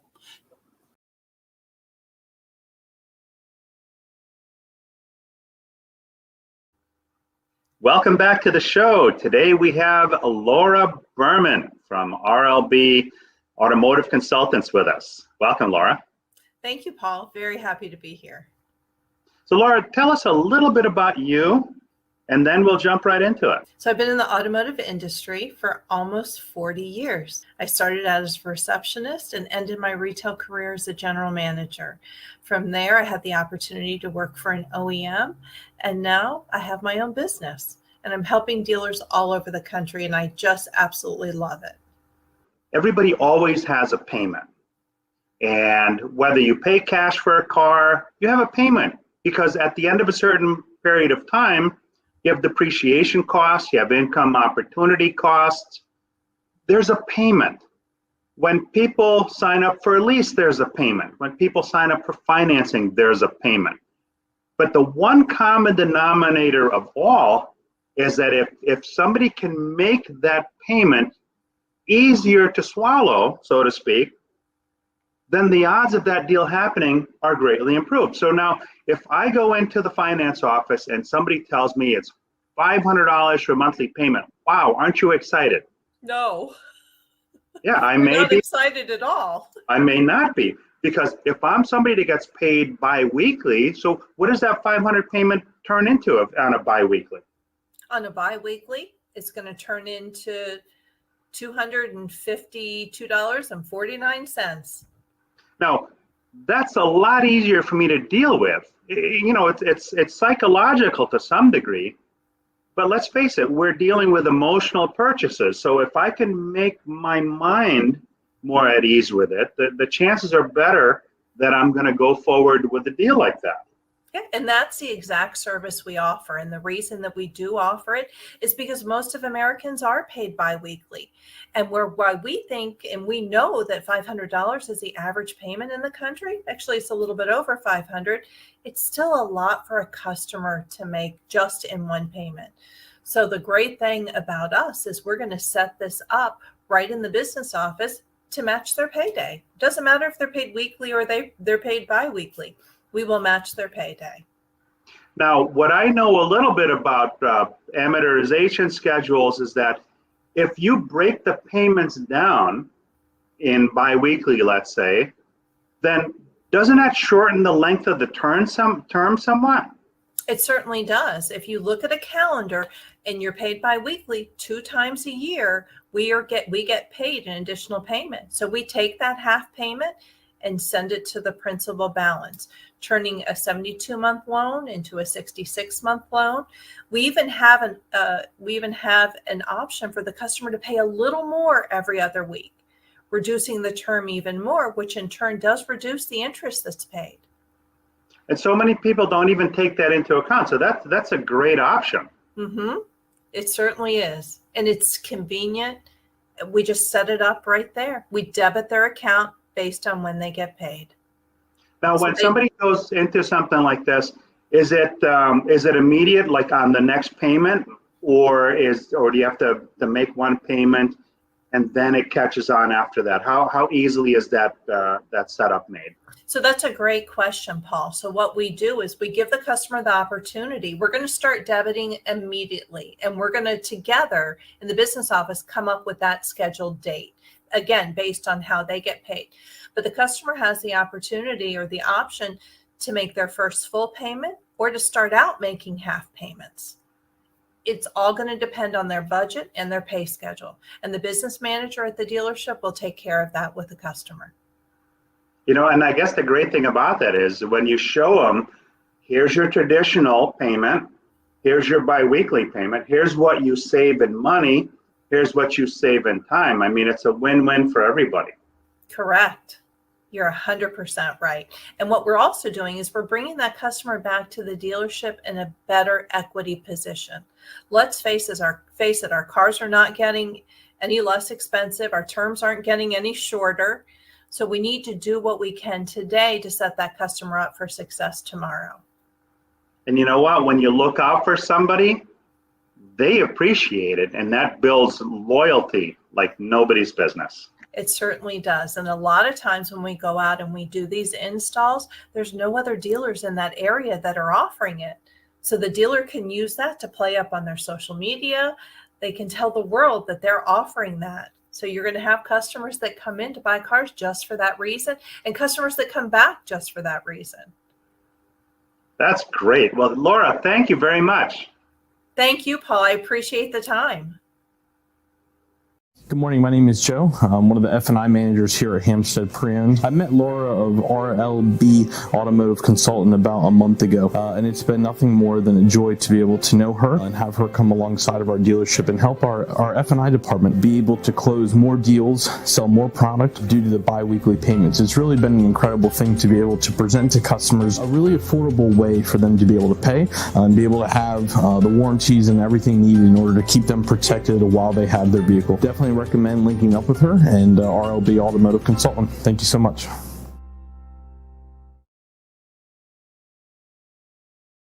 Do you have customers leaving your dealership without purchasing a vehicle service contract?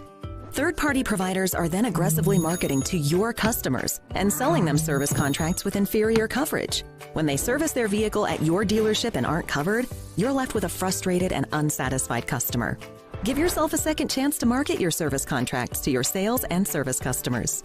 APC provides you with your own program that provides your customers unparalleled coverage, generates increased loyalty and retention, and drives consistent traffic to your dealership. You leverage APC's proven data-driven marketing system to get the right message to the right customer at the right time, all at no cost to your dealership. With certified DMS connectivity, your encrypted customer data is secure through the entire marketing process. Using APC's intelligent filtering process, we determine to which customers to market for you and when.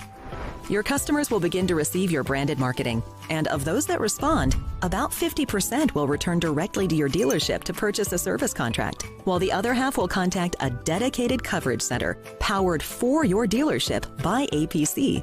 Our dedicated coverage center representatives are highly trained in helping your customers purchase the right coverage for their vehicle and driving habits. You keep 100% of the profits for service contracts sold at the dealership. Any service contracts sold at the Coverage Center pay for your program, while earning you commission for each sale. You earn 100% profit from walk-in sales, commissions from Coverage Center sales, and additional parts and service revenue. Take advantage of increased customer loyalty and retention. Click or call APC today.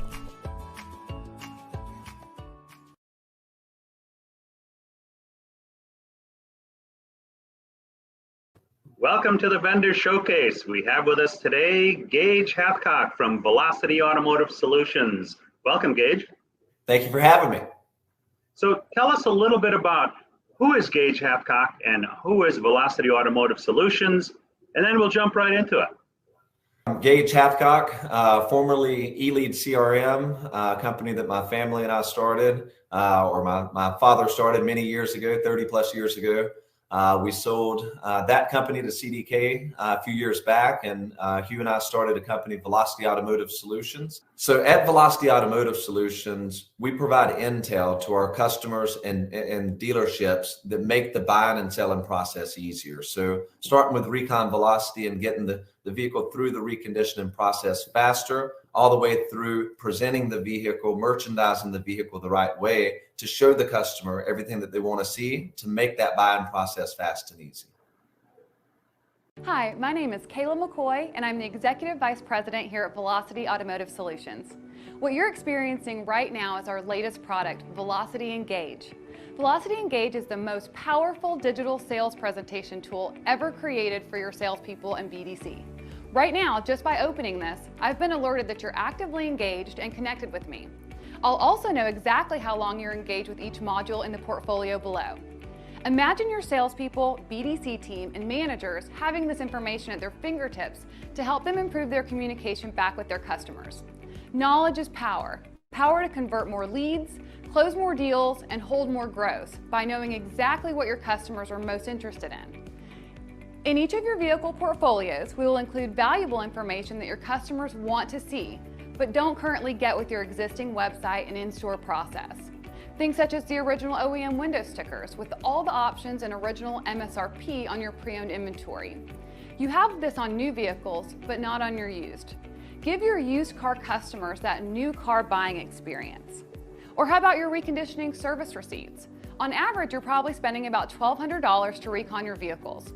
Customers want to see this, and it adds value and transparency to your vehicles when shopping. Velocity Engage will give you that competitive advantage you've been looking for. Velocity Engage is completely customizable and completely automated. The moment a vehicle hits your inventory, a portfolio will be generated. This is the way to ensure your dealership and your vehicles are getting presented the right way every time. Include documents and videos that walk your salespeople and customers through why they need to buy this vehicle from your dealership. Documents and videos such as CPO or non-CPO inspection forms, dealership-specific warranty information, meet the GM videos explaining the easy and transparent process when buying a car from your dealership, and so on. In today's modern retailing world, automated digital transparency is a must. So reach out to us today and let us show you how easy this can be to get started. Thank you so much, and I look forward to connecting with you soon to share more of how Velocity Engage can help you sell more cars and make more money.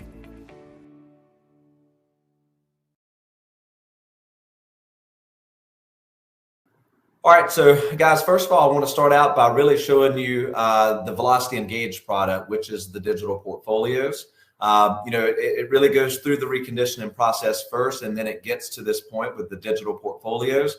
I really want to mention here in the beginning the fact that, a lot of the dealers that we go into, if not all of them, when it comes to the reconditioning side of things, which is a huge part of what we do, they think they're at a much quicker time for their reconditioning. They think they're at 3, 4, 5 days. In reality, that ends up being really just the RO, which is the only thing that they can measure without a tool.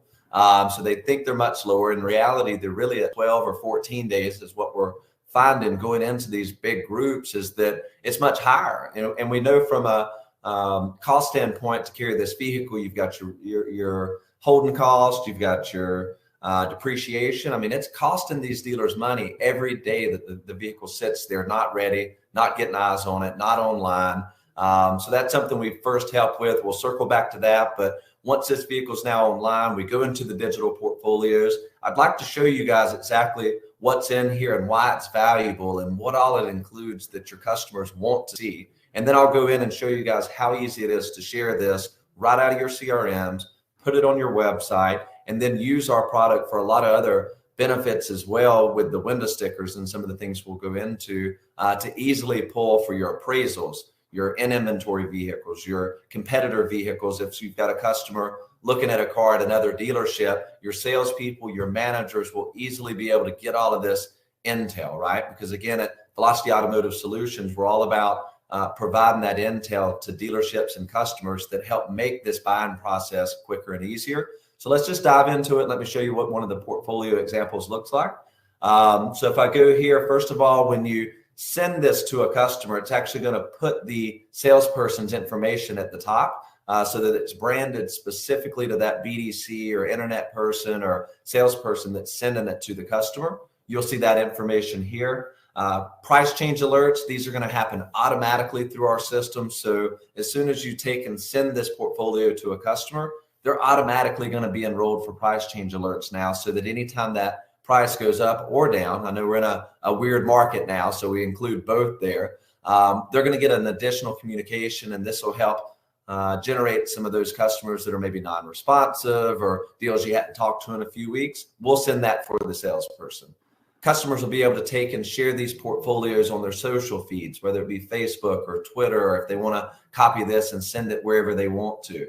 You would be able to do that from here. But let's really get into what's in this product, right? That makes it different than what you guys have now. So if this is on your website, for example, or you've sent this to a customer and they're shopping, this is the most important information I think that's in the portfolios. And I don't think it's based on the information that we're getting and the data and the reporting back. This is what the customers are engaging with the most, which is why we put it at the very top above the fold so that the customer sees this. So for example, window stickers. If I click on window stickers, you're going to get the original window sticker here showing all the options and the original MSRP on this car. That builds value. Customers want to see that. This is going to help in many areas for the managers.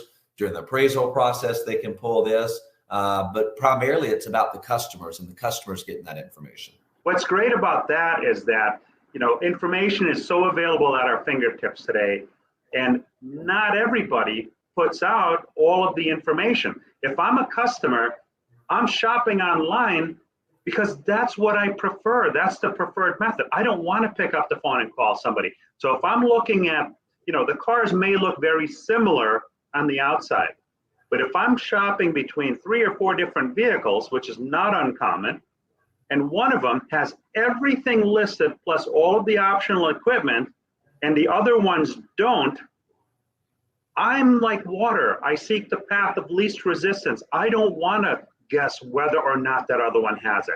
I'd rather go with the person that gives me all the information up front. So that's great stuff, man. Well, the customer's shopping for information and the best experience. And that's what this product brings in. They're not, as we talked about, they're not filling out forms. It's less and less every day. I mean, we're at least probably 60%, maybe, probably less now these days as far as people filling out forms. They're going to go to the websites, they're going to collect their information, and whichever person gives them all that in a transparent, easy, digital way and gives them a good experience to make it easy to buy the vehicle from the dealership, that's who they're going to end up going with. And at that point, that's when they pick up the phone or they go to the dealership to buy the car. So let's make that easy by providing all this information. So we've already looked at window stickers and how we're going to have those window stickers showing all the options on the car. Reconditioning, right? Customers want to see what's been done to this car. So if you replace battery or mounted and balanced 4 tires, they want to see that. That builds value, right? So there's a lot of benefits of showing the reconditioning information, and it's primarily for the customer because now they see that this has already been done to the car. I don't have to worry about it. And if you're showing it and your competitor's not, they assume the competitor didn't do it, right? They're not always going to ask for this information. Right. But if you give it to them up front, you've built value and trust and through transparency. So the customers want to see that. And then, salespeople, one thing we found going in and installing this is that this is a gift to the salespeople, right? This takes and makes their job easier, makes it faster. They don't have to run around and ask the used car manager or the service manager where this car is at in the process or what's been done to it. They have that available right at their fingertips, right from within the tools they're already using every day, which we'll get into, through the CRMs or through vAuto or through their website. It's right there and it's easy. You know, and another great thing too is that, you know, I wish I had a tool like this years ago when I was on the front lines, because I would have to make copies. I'd have to dig it, you know, look for the info, make copies, scan, then send. All that took time. And today we're in a rush to beat the clock. The person that responds the quickest with the most information, answering all of the questions that a customer might have, that's the person that's going to inspire the most confidence. And you know, really what this is, speaking of that, it's the old school evidence manual or worry-free folder that dealers would put together. So that's very time consuming and manual to do that, which is why most dealers have stopped doing that. And now it's just something that the salespeople have to, you know, go out on their own and try and get this information for the customer. And the reality is they're not going to do it. So as soon as a car hits your inventory, we're going to build this digital portfolio instantly. And as soon as that RO closes on the vehicle from the DMS, we're going to include that in here, right? So they don't have to do any of this. It's done. As soon as the car hits inventory, they can start sending this portfolio to any customers, any leads that come in, and present in a professional way with all the information the customer wants to see. Again, this is a digital presentation tool in reality. So it's the goal is when we're working with our dealers is to build this and construct it, because it's completely customizable, but build it in such a way that it takes the salesperson and the customer through the buying process and shows everything they need to be presenting.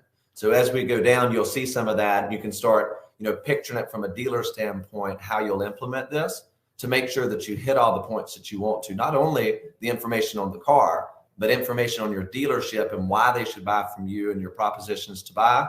Include that, everything that needs to be said. So a green pea, new salesperson comes in, just follow the process. Here's the process. So as we kind of scroll down, you've got your manufacturer brochures, just to kind of click around and show you guys what can be included in here. Again, these are going to be the actual digital brochures from the manufacturer. Now, again, this was a used pre-owned Jeep Grand Cherokee that's pulling up here, but customers want to see this information. It's a 2017 car. They want to, it gives them that new car experience, right? When they're buying a car here. And this works for new and used, but we're looking at a 2017 now, and they get all the information they want to see. Carfax is going to be in here, right? So we need to show the customer the Carfax, have this in here that pops up easy. And one thing we hadn't talked about is going to be the fact that this consolidates a lot of processes. Again, back to making it easy and quicker for the salesperson and the customer. They don't need to send them 2, 3, 5 different things, right? Take it all and put it into one thing.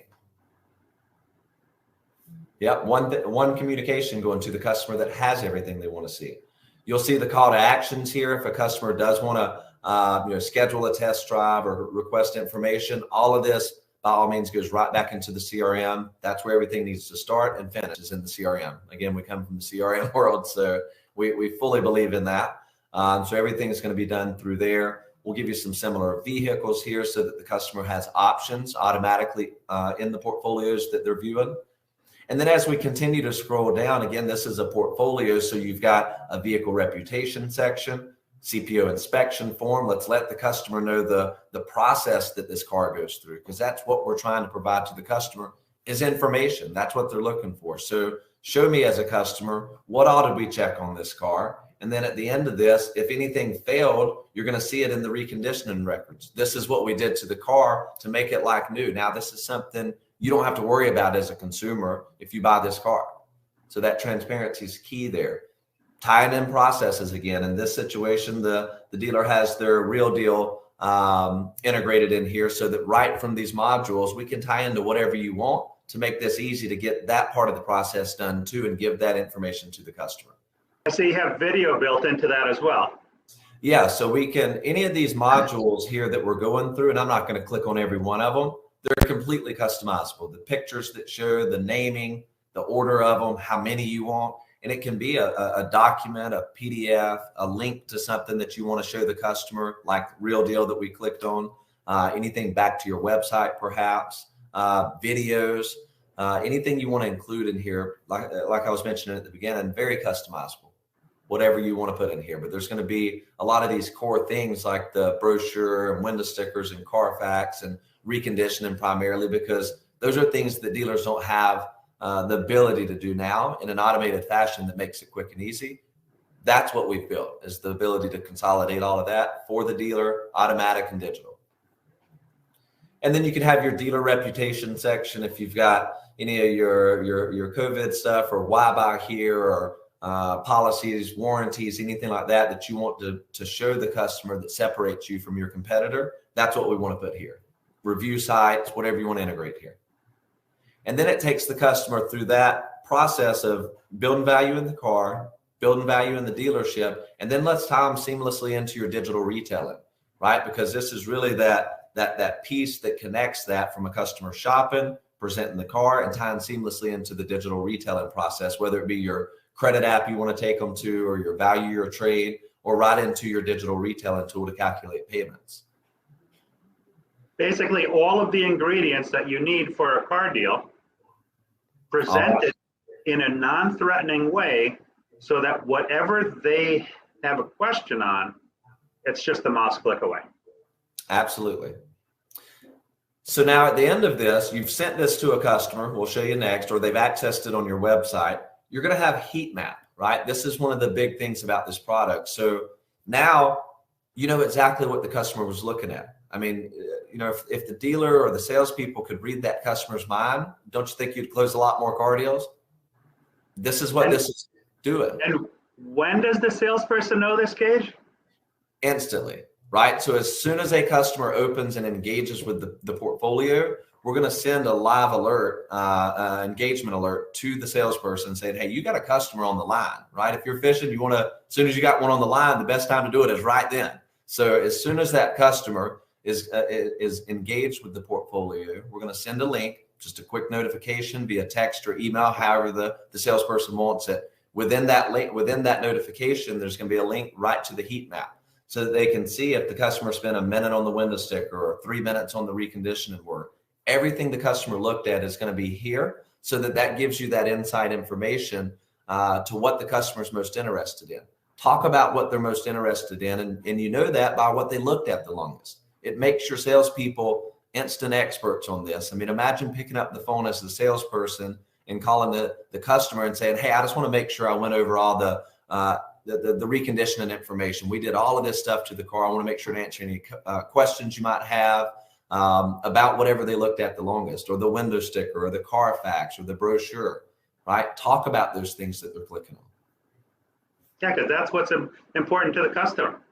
Makes them feel that you care about them.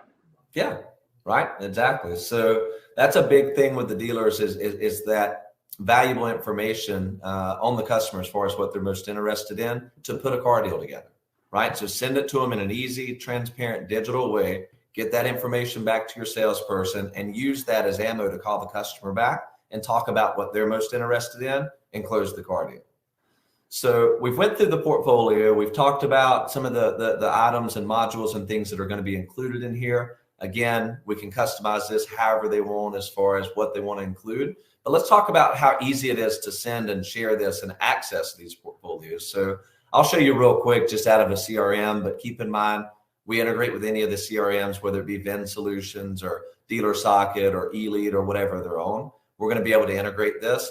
And they're just going to literally grab templates, whether it be email or text, and send it straight out of the system. So if I go into an example customer here, right, I've got a vehicle of interest loaded. All I have to do as a salesperson, which by the way, you could tie this as a workflow, which is what we recommend, making it a day one pricing email or a day one communication going out to where the salesperson's prompted and reminded to send this. But all they have to do is grab the template. So we'll load it in here for the dealer. We'll go in here and grab Velocity Engage day one. This dealer sends it day one. And it populates everything for the salesperson. They don't have to enter anything manually. It's automatic, right? So it goes ahead and populates the customer's name, lets them know that they've taken time to put together this portfolio specifically for them. And then the customer can click on the picture or view details here, and that's when it opens up the portfolio. And at that point, that's when your salespeople are going to get notified saying, hey, you got a customer that's engaged looking at one of your cars.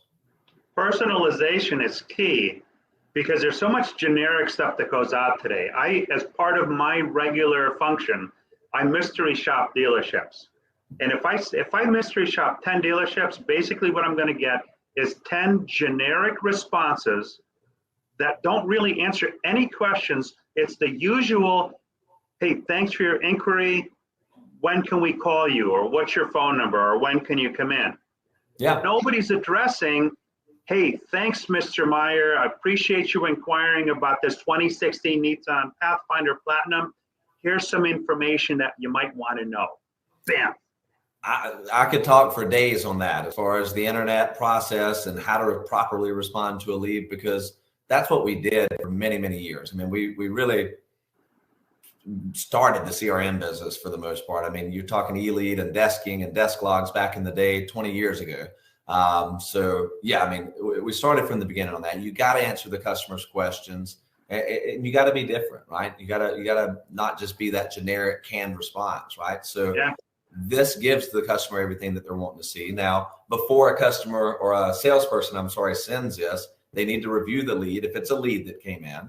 And then at that point, they can customize this however they want. If the customer asked about sunroof or something like that, enter that information in here, and you can customize this before you send it. It does not have to be this canned response. Answer the customer's questions, but send this to the customer because it has everything that the customer wants to see when they access the portfolio.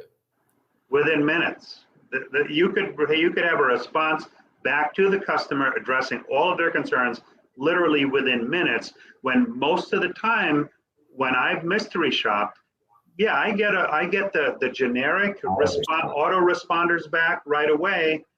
But for the most part, the real crucial information, sometimes it's 2 days later that somebody bothers to respond without the information. Yeah. Answer the customer's questions, be professional, be quick, be digital. You know, I mean, it's the way to do it for sure. So as soon as that lead comes in, and look, if it's a phone up, internet, showroom up, it doesn't matter. There's a way to utilize this product for all the different uptypes or ways this customer might have reached out to the customer, and it'll be on your website. And we'll continue showing some of that. But if you go, just by the way, you'll be able to text this out to the customer as well. So once a customer's opted in, of course, you want to stay compliant, do it through the CRM. Once a customer's opted in, we can build a template that'll show up here. And again, make it easy for the salesperson or BDC team to quickly grab a template that automatically populates everything. There's no need to manually enter anything. Grab the template, send it. When the customer opens it, they get the notification back and they know exactly what the customer's interested in. And the beauty of this too is that when you send a text manually, half the time auto incorrect changes whole sentences. Yeah. This is already ready to go. Ready to go template. Our team, when we set up a dealer, is going to go ahead and load all this, map the users, do all the work for the dealership, and get this ready to roll with the templates in there. And then we can maybe go into that a little later, but you know, what really separates us is going to be our support and training and performance and after the sale, right? Making sure that new hires and the dealer continues to use this product, because we've never done a contract. We're a 30-day company, and if they're not happy, they're not going to use the product. They're not using it. They're not happy. They're going to leave, and we don't want that to be the case. So we're going to flood them with support to make sure that they're utilizing the product. But anyway, that's a whole nother tangent we can go into. So let's go. So we've shown how easy it is to send right out of the CRM via text and email. Keep in mind, this will also be available on your website. So if I go into your website here, for example, we'll integrate here and add a badge. You can customize this however you want, color, what it says, where it's at, put it on your SRP and BDP pages. But as soon as the customer clicks on this, keep in mind it's going to pop up here and not take your customer off the page. That's a key, right? We want to make sure that this stays on your website and you keep all that data that you need here. So pops up right here, same information that we would have been looking at earlier. They've got access to your reconditioning information. This is what's going to help convert more leads, is giving the customer this type of information and experience, showing everything we did. We mountain balanced the tires, battery, replaced it, the air filter, everything we did to that car needs to show. And you need to give them the window sticker information and the brochure and the Carfax and anything else. In this case, we're in a different dealer. This is the way they've got it set up. It's a little different, right? And you can customize this however you want. All right. Any questions on that? No, that's very straightforward. Straightforward. Add the badge. We'll integrate with any website provider, put it on your SRP and BDP pages, and watch your conversion rate go up. Out of the CRM, if we kind of talk about that for one more second here, I mean, the open rate on this coming out of the CRM is significantly higher than anything else. We're seeing 60, 65, and 70% open rates on this communication going out. And that's it's through the roof, right? So what we're finding is customers are in fact opening this, they're responding to it, appointment ratios are going up, closing ratios are going up because of the experience and the information that you're giving the customer, right? So that's why you want to do this, because it's going to help you sell cars. It's going to increase all of that. Your open rates and your appointments and your sales go up with this product. Well, another thing too about that, I mean, that's at least triple the normal open rates for most companies. But the beauty of this is that they're expecting to hear from you. So that's already an opener right there. And then when they get what they get from you, I think that just solidifies, the experience. Absolutely. Maybe real quick here, lastly, I'll show you from a Velocity Engage and in that product standpoint. Not only are you able to send these out through the CRM to a specific customer, give them all the information on the car, have it on your website, but you can use our product for the appraisal process as well to pull window stickers. Window stickers is a huge part of this. We found with the dealers, for the managers or the used car manager during the appraisal process, no matter where they're at, they're going to be able to utilize our product. So for example, if I'm in Viato and I'm in the appraisal screen and I'm going through and appraising a car, we have an integration to where we can allow the used car manager to simply click on the VIN. You'll see a black underline if it's not in their inventory because they haven't purchased this car yet. They literally just click on the VIN and hit submit, and that pops up the window sticker for them. How easy is that? That's great. I mean, that's great from a couple of different standpoints. I know many, having bought a lot of cars myself, at the store level from customers, I know a lot of times there's back and forth. Hey, do you have this? Do you have that? This takes all the guesswork out of it. Absolutely. So not only do you know what's in it, but you can price it properly, because in a very competitive environment, sometimes you don't have another chance at it. Yeah, You've got to come up with the right number. Yeah, I mean, this helps with your look to book, making sure that we're getting the right appraisals on the cars, purchasing as many cars as we can at the right price. Not only from that standpoint, but it also helps from a merchandising standpoint. A lot of our dealers have that person that's writing the vehicle descriptions for the website and for syndication. They're using our product to go in and pull the window stickers to make sure that they're properly writing the descriptions on the car. So there's a lot of fringe benefits of this product as well, outside of just the portfolio that's going to get sent to the customer. It's also a window sticker tool that used car managers use. It's a window sticker tool that the people that write the descriptions use, and they can pull it wherever they're at. Anywhere that VIN shows up, dealers are going to be able to use this. So if I'm in Viato or if I'm on the website, let's say I went to this car and we get to a page where the VIN shows up, anywhere a VIN shows up online. So if you're a salesperson, one of the benefits we've seen is that a salesperson, if a customer's looking at a car at a competitor, they can actually go in here and pull the window stickers from the website as well. Where do we got the VIN showing here? Let me go to Greenway. We're in that store earlier.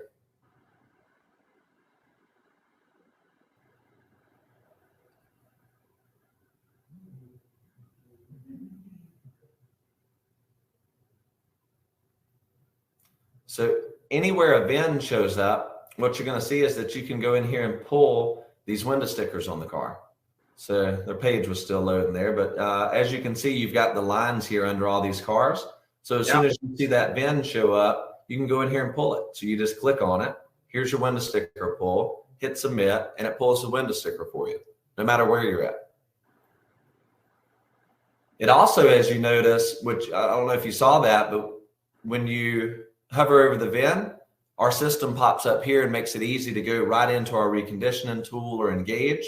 Just by clicking on that, now I can go in and manage that reconditioning process or approve task or look at the notes. Salespeople, there's a lot of use cases for this, for them to be able to send the portfolios and things straight from here. It gives you a mobile view that pops up over here on the right-hand side. All right, so let's go. Let's quickly kind of go into the actual software and show a little bit of this. You know, I'm logged into a store here. This is actually what a salesperson would see from a Velocity Engage standpoint if they wanted to use this to go in and just really sort or view or filter their inventory with a customer and present straight from here. It's in showroom mode, so it's got all the information that doesn't need to be disclosed there, maybe with the recon process going through. And they can easily search and view these portfolios straight from here simply by clicking on view. That's going to pop up those portfolios. Here for the salesperson, they can turn the computer around or an iPad around and present these in the showroom with the customer. Now, if we go in now to Recon Velocity, if I turn showroom mode off, now we've got the full system here, and we can go into the reconditioning process, which again is really what we started with a few years ago. And this is what's going to help that dealer cut that time down, typically in half, because again, as we mentioned, I believe at the beginning of the call, that most dealers are around 14 days. They think they're at 3 or 4 or 5 days or less sometimes. In reality, they end up being at 14 days, and we back them down to that number by putting in a tool, you know, a workflow and communication tool, an accountability tool with the reporting that helps them figure out where the bottlenecks are at to address that, right? So it makes it quick. Here's an interesting thing about the reconditioning process. I've walked into so many stores, and I could ask 10 people at the store how long they think their reconditioning process takes, and I will get 10 different answers, and most of them not being an accurate one. It isn't until you plug in the software that you know exactly where the rubber meets the road, pun intended. It's all a guess. I mean, it really is. The only factual number that I feel like a dealer has is going to be the RO, the mechanical part of the process. They're not considering all of the in-transit or body or vendor work that needs to be done, detail, offsite, getting a recall completed. They don't calculate that in there because they don't have a way to track it. The majority of the dealers out there are still doing everything manually. It's a whiteboard. It's maybe a Google spreadsheet if they're really advanced. Then they're using that, but that's still manual. You need to have a tool in place from a reconditioning standpoint that as soon as a car hits your inventory and you've acquired the car, the clock needs to start at that point. And we need to have that automatically come in here, straight into our system, clock starts, and as the dealer starts moving the car through the process, alert the right people along the way so that they know that they're now on the clock and give you the reporting at the end of it to figure out how long has it taken? What's my total time? What's my breakdown by each part of the process and by technician, or however you want to report this. We can customize this over here on the left-hand side for whatever process they want to put in place. Right. And the great thing about data is you can improve anything that's measured. Absolutely. Anything. Yep, exactly. So, yeah, we can, you know, the inventory comes in automatically. We can set up all the different access levels for managers or just flat out users or technicians or detail people, give salespeople view only access. Because again, one of the benefits of this is knowing where the car is at in the process if they get a lead, right? Because I'm sure most dealers are, in most cases these days, pre-marketing the car. As soon as it hits inventory, they at least want to get it online. But now they start getting leads, and the salespeople or BDC or internet team have no clue where it's at, when it's going to be ready. Give them a way to see it's in detail, it's in mechanical, it's with a vendor, right? We need to know that information because it's all about the experience back for the customer. So that provides that level of transparency through the reconditioning process. So comes through automatically. We're going to customize the steps over here and give you thresholds as far as green, yellow, red here. If it starts hitting certain times here for each of these steps, there's people that need to get alerted before it becomes an issue, right? So we set up and customize that. We have a trainer go in and spend several days with the store to get this right. On the ground, in the store, that's the right way to install a store. And we'll come in and set all this up for the dealer. But as the vehicle goes through the process, alerting the people along the way. If we kind of maybe go into some of this and see, let's see, we got one that's in the inspection process here. If we click on this 3 that's under Joe, it'll show us all the cars that are assigned to that person now with all the relevant vehicle information here. As you'll notice, all your notes over here on this side, if we click into some others, we might have some Viato notes coming through. Those integrations are key to have that information seamlessly come across so that it's here on the car, coming in automatically there. But just move them through and alert the right people. Have a way to come in here and message your back and forth and have direct messaging with your guys on the team, so that when you send this, it automatically alerts that person on their phone, on the mobile app, showing them, hey, I need an answer. I need some sort of closure on this vehicle or this task that needs to be approved so that I can move it through to the next step. So all of that's direct messaging that goes right through the system. Your reporting at the end of all of this, dealers have detailed reporting showing exactly how long are their cars taking, right? So your retail ready time is going to show from start to finish, including in transit, all of the time it's taken. Your recon time, if a dealer wants to customize this and maybe exclude the in-transit time or maybe something that the recon team can't control, right? This dealer minus in-transit time is at 3 days. That's a great job. It's in red because they've got an aggressive 3-day number here. Most dealers have this at a 4 or 5 day goal, and they're trying to work their way back to that. This dealer's already at 3 days, 1 hour on average for the recon part. They're doing a great job. If I'm the service manager and I'm continually getting messages, hey, what's taking so long with this particular part of the process? Mentally, I'm going to prepare for that and be ready and evolve as my process goes forward. So I won't have to get as many reminders. I'll know this is where I'm weak. I need to improve. I improve on that, and it helps everybody in the process. Absolutely. Yeah, I mean, as you'd mentioned, the vehicle, it's melting every day. Your profits are melting away every day. On average, somewhere around $80 a day, counting depreciation and holding cost. I mean, that means after 21 days, all your gross is gone at that point. So you got to get it down, and the quicker you can get it out there and get it sold, the more gross you're going to hold. So what's important to remember for dealers now too is that this bubble is not going to last forever. When this bubble bursts, we're going to be back to the old conversations. I don't know if you've ever heard this. Inventory costs are choking us, and there's not enough people coming through the door. So get ready. Be ready ahead of time. Get your process down now, so that when that bubble bursts, you're not left holding the bag. Yeah, you don't wait till it's raining to fix your roof. You fix your roof when it's sunny weather. So that's what we need to do with the recon tool, is you go in and fix it now. I know times they're weird, but they're good. Dealers have had record months, but this is the time to go in there and fix some of these things that they need to. A lot of the large groups that we've went into have admitted the fact at this point that they know they got a recon problem. They need to address it. And we're working with them now to put together a plan to get this rolled out for a lot of these large groups, because they see that the bottom dollar that they're gonna save or make here, having a product in here to make the reconditioning process faster, is absolutely worth it. It's a lot of money. It's a lot of money for dealers to not address this reconditioning issue.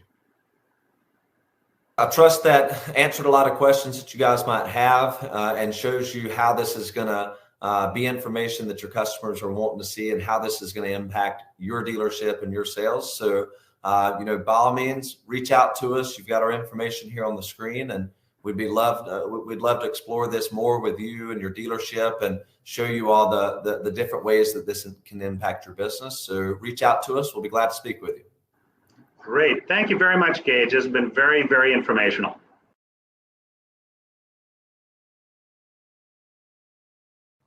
Hello, everyone. I'm Gene Girdley, along with John Traver of Traver Connect for Dealer Vendor Match. John, what do you like about Dealer Vendor Match? Yeah, Gene, there's a lot to like about Dealer Vendor Match. Paul Meyer leading the way. Paul's experience in this industry, and he had a great vision to take and put a toolbox together of companies that spend their waking hours building solutions for dealerships.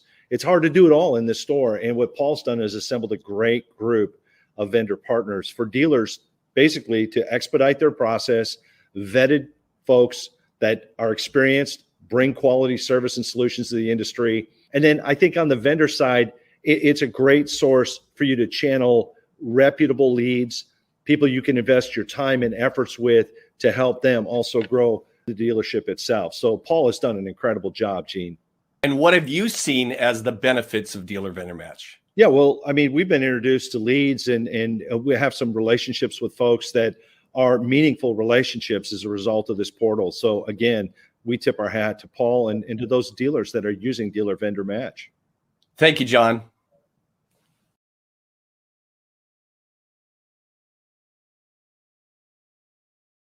Welcome to the Vendor Showcase. I have with us today Thomas Hall from QB Business Solutions.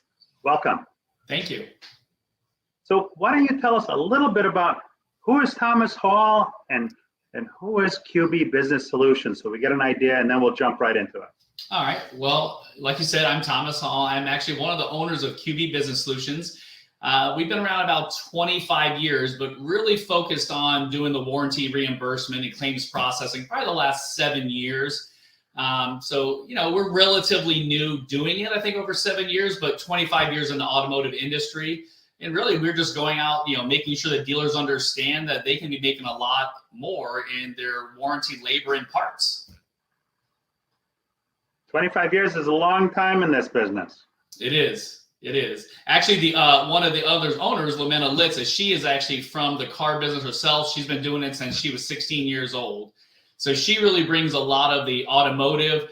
Myself, I built cars, I've actually owned tons of cars. I love them, just a car fanatic, but I really come from a retail background of vice president of just different stores for retailers. So between the two of us, we have a good mix of business and automotive.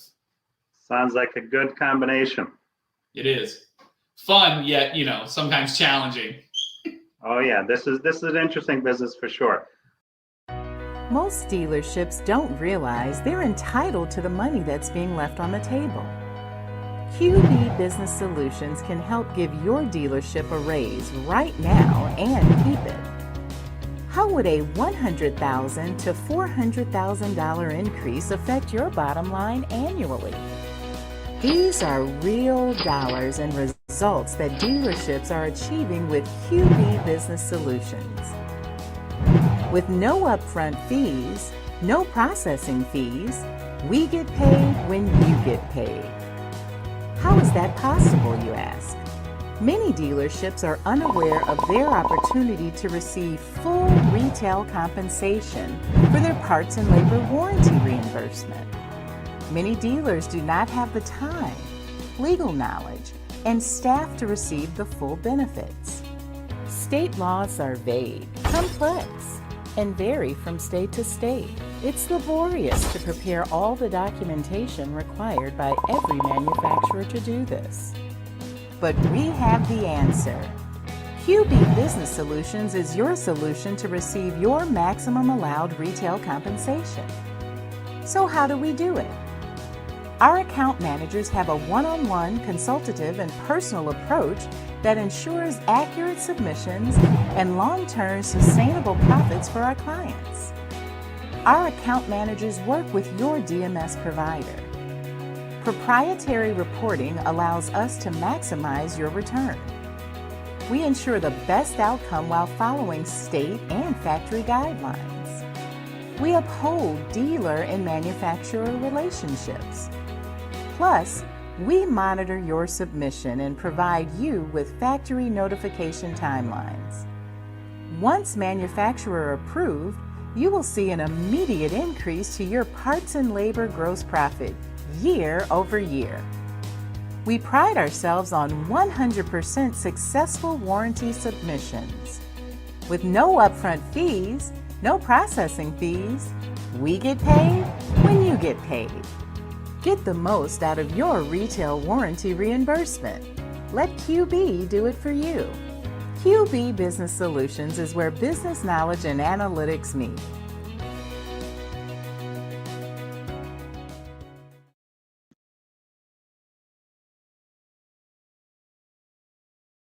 So let's get into it.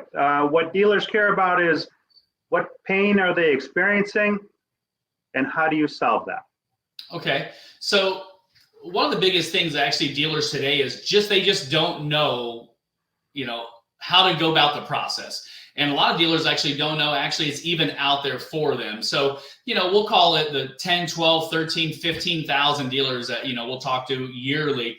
I would say a good 50 to 60% don't even know about warranty reimbursement. And that's pretty scary the manufacturer is allowing 40% parts, and then basically you're allowed whatever you can get at your door rate.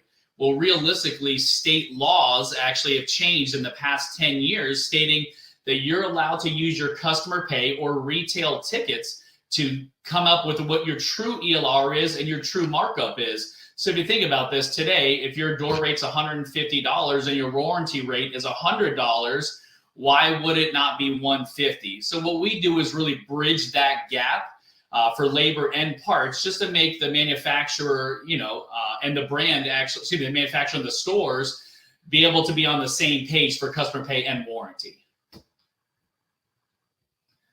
So Paul, I have a presentation I can go over to really help the stores understand a little bit more information about QB Business and what we can do to help you. So as we sit here, really QB Business really focuses around a few things. Of course, the sales and profit of the building. Obviously, everybody's focused on driving more sales and more profit. One thing we really pride ourselves is on around sustainability. We want to make sure the stores are always doing what they're supposed to be doing. So whether we're looking at your ROs or talking to a client, we make sure that whatever you're doing is the right thing to do and that you're doing it forever. We're not focused on doing one thing and then changing it later on. We just want to make sure it's correct. And then we really do this through labor and parts. So just to go into a little bit of information of what we do, right here, like I said, we talked about our warranty reimbursement for labor and parts. We take a one-on-one consultative approach. We don't dive into your DMS system and just get your best numbers. We actually start with your stores, look at your ROs weekly, make sure you have practices in place that are doing well for yourself. If we see some concerns or anything that would help your information, we give you that information. You are assigned an account manager, which they'll give you information every week on your store that you just may not be aware of, or you just don't have time to take care of. Before we start a store, we do some dealer market analysis for you. And all of this is all free in the beginning. We give you all this information for free. We check to see how you're doing in your market. Is there room to put a labor grid in? Is there room to put a parts matrix in?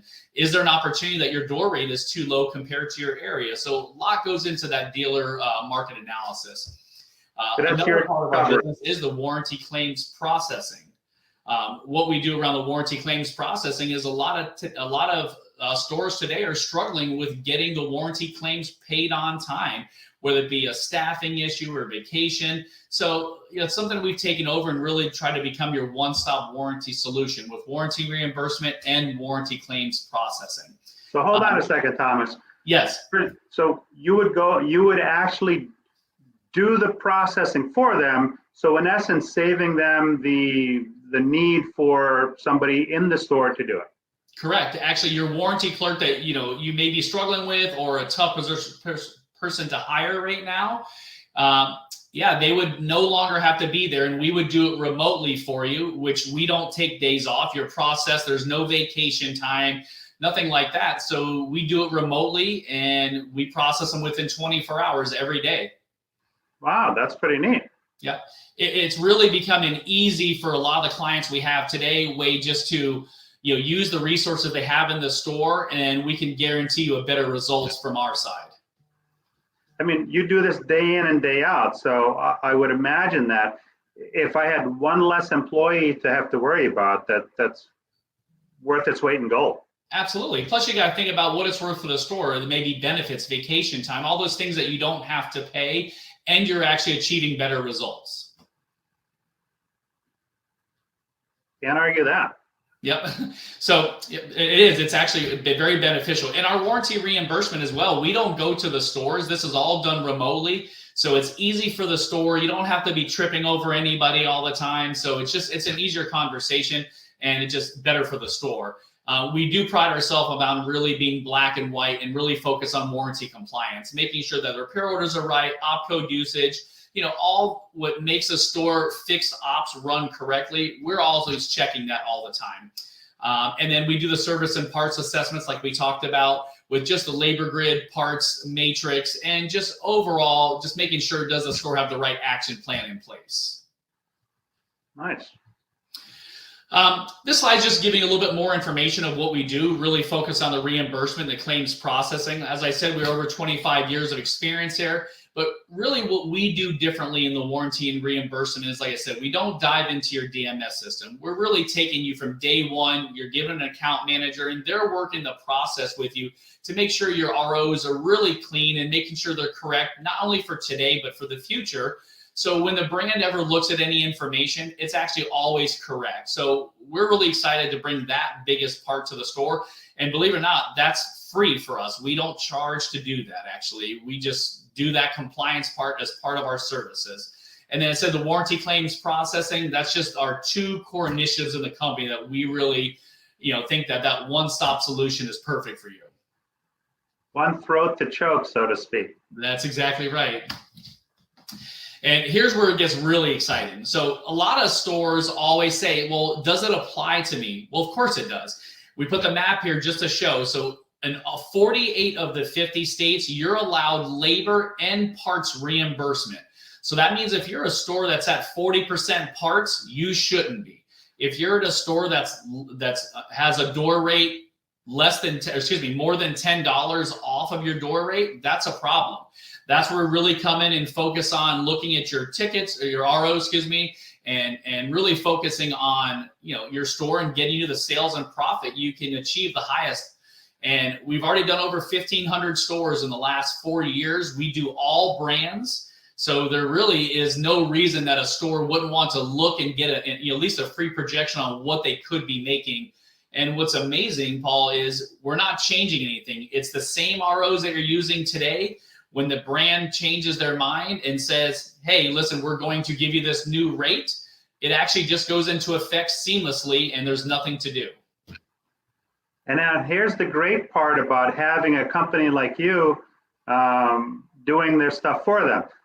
When there's a buy sell, and a lot of people don't know this, the numbers go back to square one. You have to reapply or refile for it. That is correct. We see that a lot.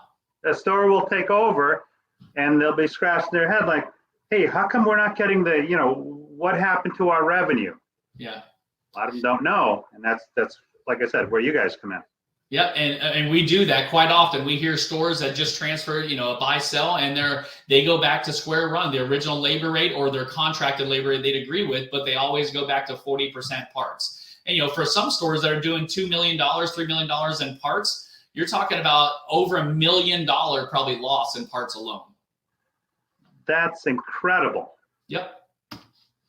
So what information to put here was just some common information. And I'll just go through high level real quick. One of the facts is that auto dealers, like I said, they just take their yearly increase. So a brand will say, hey, here's $1, here's $1.50 for year. We won't call that hush money, but we'll call it like, hey, listen, we don't want you to file. So you don't have to do that. You can actually go into and get information from our website. You can reach out to us and we'll give you a free projection on how much money you could be making.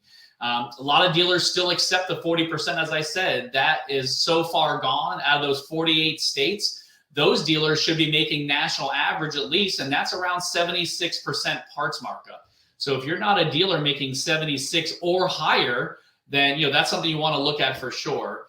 And then we've always put this little slogan on there. It says MSRP is not retail. We hear a lot of people talk about, hey, I'm getting MSRP. I'm getting everything the brand will give me. Well, again, that's not true. The law states retail compensation. So that's a big difference there. And one of the biggest challenges for stores to do it on their own is the laws are very complex.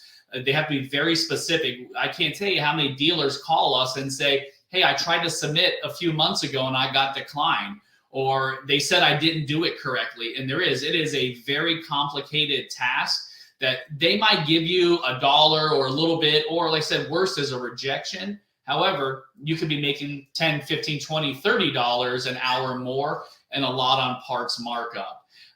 So you have to just really make sure if the dealer's doing it on them, they're very thorough. They can look at it. We're always here for questions. We are going to start doing some podcast training, just for dealers that want to do it on their own and give us some, and I can help them get some advice on what they're doing today. 76%, that's stronger than garlic, because for so many years, people have been happy with the 35 to 40%. They felt that was strong. Yeah. And, depending on your market and your area, obviously it changes. California is different than Florida. Florida is different than Texas. Texas is different than New York. And depending on your market and your DMA, your area itself, a lot of those stores, 80, 90, 100%. Just depends on, in the metro area. Sounds like you're in a lot of markets. We are. We, like I said, we touch every state and every brand. So we definitely have a lot of knowledge through everywhere we've been. And, again, over the 1,500 stores just in the last 4 years has really helped us bridge that gap of learning a lot of information and sharing a lot of information with our clients. So the real quick slide here, just really what makes us different. Like I said, we don't dive into your DMS system. We have a trained staff. You actually have an account manager that's assigned to the store. They are directly talking to the store weekly about the good, the bad. They get information we send to the store and the owners just so they understand where their business is at. Our profit increase, I will tell you, this is something that is different than us than anybody else out there. Our forecast, when we give you a forecast, we're over 99% accurate. So if I tell you that we can get you a dollar amount, we're at that dollar amount. And Paul, actually 50% of the time we overachieve that. But we want to make sure that we always stay true to the business, and what we tell you is what we get for you. The minimal involvement, that's really simple from the stores. We ask every week to have us send us some samples of ROs so we can see how they look and give you some analysis around warranty compliance and more of a consultative approach there. We look at the ROs, I said, repair order evaluation, and we always make sure that the dealer and the brand relationship remains the same. A lot of people think that they're going to come after them or there's going to be some problems because they're filing. And truth is, that's not true at all. There really is no retaliation at all. The brands will go out, pay it. This has been going on for years, and there just is no retaliation. I can't stress that enough with the brands, as they use that as a fear factor. You might as well get what you're due. Well, and that's what it is. And the laws made it that way. And that, the NADA and all these local ADAs have, come through and said, passed it to where it said, hey, listen, you're allowed to have retail compensation for labor and parts. So go get it. This is something fun on our website. This is just for everybody, that can go onto it. You can go to our website and you can type in a few of your own numbers. So, this gives you probably about an 85% accurate on the calculator of what your store can do. So if a store is wondering without contacting us, hey, do I have any money that I can actually make on it? So they can go in and fill in these 4 fields. All it is you see 4 on the left and 4 on the right, and it'll tell you exactly what you can make. This is a store we just completed recently. So a store, which is a relatively medium-sized store at $800,000 in labor sales, they made $206,000 just in labor. And they're going to make that forever. From now on, there's no going backwards. And the same thing in parts, they made $138,000. So, you're talking nearly $350,000 for a building that didn't make that before and didn't change anything and just use the law to fix this going forward. What I like about this tool is that consumers today like to be in control of the process, right? They want to be able to access information without necessarily giving up a lot of information. And if they like what they see, if they like what they hear, at that point, that's when they go further to learn more. So a tool like this, where anybody can go on, fill in a few fields, and then see what the probability is or what the amount of money is that they're leaving on the table. I mean, I can't understand why somebody wouldn't want to learn more. It's I hate to say free money, but it is free money. Well, I think that, I think the service managers and the parts managers, these fixed ops, they want to make more money. Everybody wants to make more money. But when you're coming to the general manager or the owner, of the dealer principal, you have to come with some data, right? You got to be able to say, I know that based off of this, I can get some information. And believe it or not, we put this calculator on here because it was our most requested thing from our from our dealers. Said, man, I wish I knew this before. So we did just exactly what you said. And, we track our hits just like everybody does to our website, and our calculator, it is our #1 page. And then when people look at it and they have lift, they do call us, and it works out great. A wonderful tool. It's almost like, people that are shopping for a house, they have that mortgage calculator. Yeah. What's it going to cost? Well, this tells you, what are you going to make? What's in it for you? Bam. Yeah, it's right absolutely. there. I will tell you that stores that think you don't have a lot of money, they really do all the time. Our average is $100,000 to $500,000 per labor and per parts. We see it all the time that they should be making that money already. So every month that they miss it, every month they don't do anything about it, you're now just losing that money, honestly. So now they know what the cost is of not doing anything. Correct. Absolutely. So the last slide's real simple. I just tried to put together the most amount of questions that we get all the time, whether it be myself or through our website or our contact information. And you see the first one, how is this possible to go through and do this? And we already stated a few times, it's really using the state law and the brand, their P&P, and is able to do this. It's been around for almost 10 years. Different states have different dates they went live, but for the most part, 10 years. So the first step is, are you aware of it? And that's why that's possible. The second thing is we talked about that relationship with the manufacturer. The dealers still think today that the brand is going to smack their hand. Hey, I still need goodwill help. I still need help for the dealer. I still have to have a good relationship with my rep. That all stays the same. They actually, for the most part, aren't even involved. All these brands have different departments and headquarters that actually take care of it, and they just get funneled down to the brand with the answer. So the relationship still stays as good as it was when we started. There really is no impact and there no retaliation. The process, as you can see there, takes basically 30 to 60 days, depending on the state and the volume of the dealership, from when we start to when you actually start achieving your money. So a lot of people ask, well, how long does it take? If your store has some concerns operationally, it might take 90 days or 120 days, because we want to make sure we're helping you achieve the best results and be sustainable from that point on. And then the last question is what we get the most is, does my state allow that? Well, that map that we looked at earlier shows 48 of the 50 states allow labor and parts, but all 50 will let you do labor. So every state of every brand is allowed to file. It almost seems too good to be true. A tool that tells you what you're missing, and let's face it, the time that it takes to implement really is nothing in our business, because in the blink of an eye, it's a year later. Very true. Wow, Thomas, that's some great information right there. And right at your fingertips, you simply go on the website, you look at the tool, you see what opportunities there are and what you're missing. Then it's just a question of reaching out, and within a short period of time, they're getting the money that they're due. Great stuff. Thank you so much for sharing. Thank you so much. I appreciate sharing it. Like I said, any kind of information on the website, you can contact us. Like I said, we're starting to do some more training as far as we're going to do, just a little bit online, and just, help stores understand whether they use us or not, give them a resource of how to do things.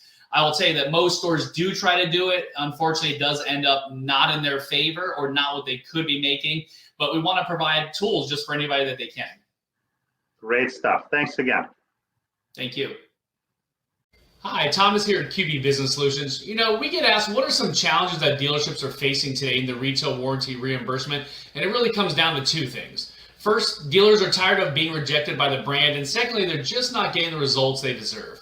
What does QB do to help this? We take the hassle away from the dealer and we deliver best of the industry results.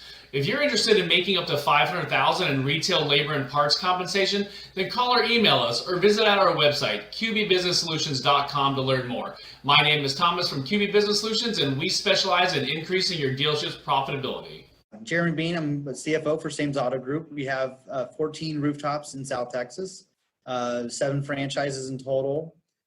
We've been around since 1910, 5th generation ownership now. At the end of the day, I like you guys, like the business structure, and I like your people better than your competitor. Yeah, I didn't realize how much we were leaving on the table at several of our stores. couple of them really got some big increases in the neighborhood of like 35% increases.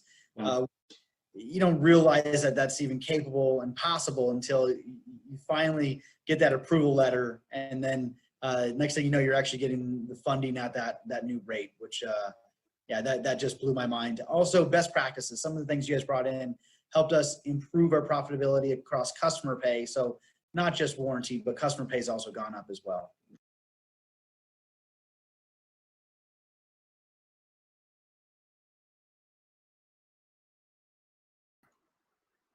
Better if I unmute, right?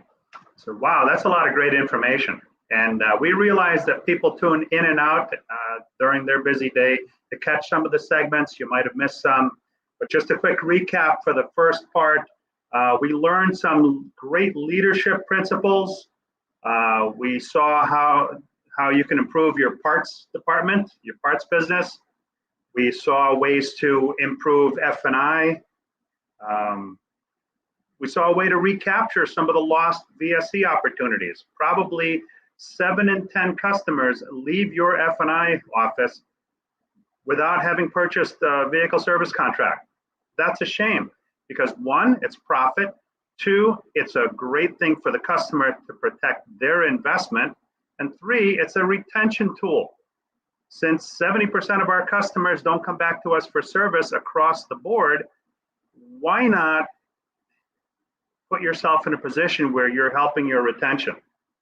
We learned how to better step up and improve our recon process and merchandise the vehicles. Seriously, walk around your dealership and ask the people within that department, how long does it take to recon and get our car frontline ready and sold? Look at that number and compare the different numbers you get from different people in the department. It will be eye-opening. At the very least, you want to just have a conversation and see what the true number is. Once you know what the true number is, then you can monetize what it's costing you. It's really pretty simple. And we also learned about how to improve your warranty process. And two facets to that, both from a process standpoint, what are best practices? We know labor is short for everybody, so maybe you need a little bit of help by, the people that you can't find. Some of these companies are quality companies that can do some of the functions that you might have hired an employee for, saving you an employee salary, benefits, risk. There's a lot that goes into hiring somebody. It's not just what you pay them per hour or what you pay them salary. There are many other factors involved. And the bottom line is, these are services that will improve your profit. Profit is not a dirty word. So reach out to some of these vendors. QB Business Solutions is a new premier member, so their profile is not up yet. I did put a link to the calculator. Just plug in your numbers and it'll tell you, as they say, their data indicates that they're accurate to 99% of what they tell you you're going to make. I don't know about you, but if somebody can show me a way to, within 99% accuracy, a way to make more money and improve the lives of everybody that's in my store, I'm going to jump on it. The conversation costs you nothing. The upside, that could be huge. So we've got lots more great stuff coming up, and I'm going to go to that right now. If an employee has to ask you to keep them, you're too late. If a technician has to come to you and say, I'm going to go over here to this dealership because they're offering me this money, what can you do for me? You waited too long. You're too late. And a couple of my guys get calls all the time. They tell me about it. They don't hide it.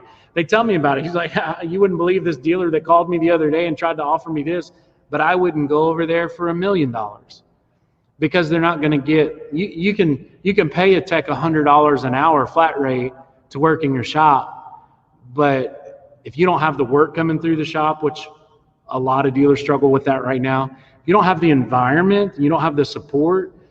You know, if a technician feels like he's going to shoot a multi-point up here to the service drive and it's just going to get pencil whipped and not presented to the customer, what does it matter to the tech what you're paying him per hour?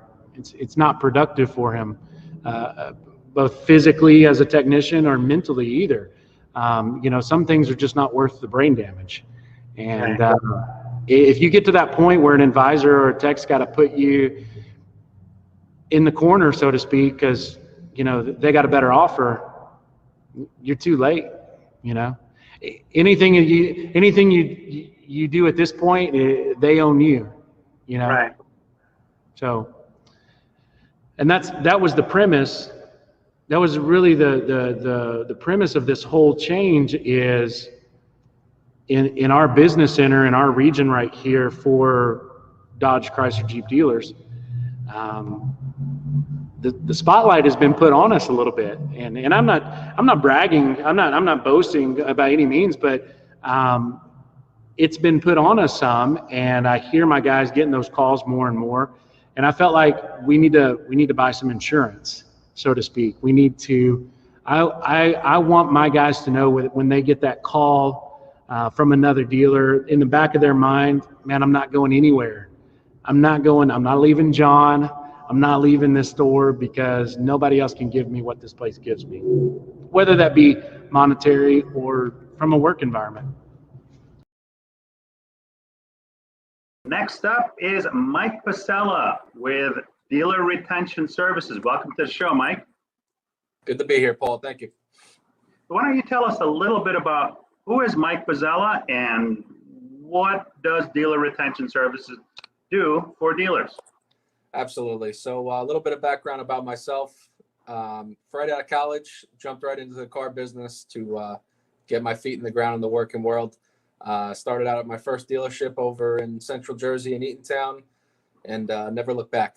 You know, I started out there at a Toyota store, moved over to the Freehold area, found a nice spot in Princeton. That's what really got me going. I was always on the sales floor. And then I moved into the BDC world because I saw a real need for that type of position. You know, everything's going more digital now, and I thought that was going to be a little more in tune and up to pace with where I was really heading in life. So at that dealership, I was a internet sales manager for a 2-store auto group. It was a great experience, and that brought me over to here. I've known Tom Esposito, our managing partner. He met me back 5 years ago. We finally decided to join forces, and now I'm here. So we're an outsourced BDC for sales and service for, I would say, about 22 different automotive dealerships right now. So it's definitely very busy, even with COVID. You know, one issue that a lot of our stores seem to face are, you know, lack of employees. You know, people either you know, having trouble, you know, either finding work or, you know, a lot of people are just a little bit unsure of how they want to go back to work in these, you know, they're uncertain times. So, you know, every man for himself in some aspects at these dealerships. And, you know, where we come in, we have a fully trained staff. We're a little overstaffed right now, which is never a bad thing in these times. But, you know, we're always here. We're always accountable. You know, all the inbound calls every day, we probably receive a little bit over probably 600 to 800 inbound calls per day for, you know, service and sales alone. You know, with the shortened staff at these dealerships, they don't have the means to answer these phone calls. So that's a good thing. We're here. We've got 25 live phones ready to go at all times for sales and service. So, you know, it's one issue that they're facing that where we really come in clutch for them. But you know what's funny is that not only are they short-staffed, but it's been my experience in the field that oftentimes the staff that does answer the phone, that's not really what they want to do, you know. And forget about outbound phone calls. If they make 3 calls and get 3 no's in a row, that's it. They're done. Whereas the BDC seems to be a little bit more focused, we'll say, when it comes to phone calls and proper handling of the phones. So tell us some of the things that you do when an inbound call comes for a dealer.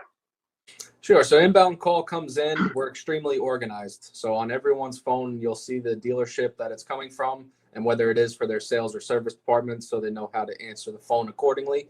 So that's one good point that you did bring up. People hate the phones. So, and we're the exact opposite. We're BDC. We're nothing but phones. You know, a fresh voice on the phone really just starts the whole sales process from, you know, point one.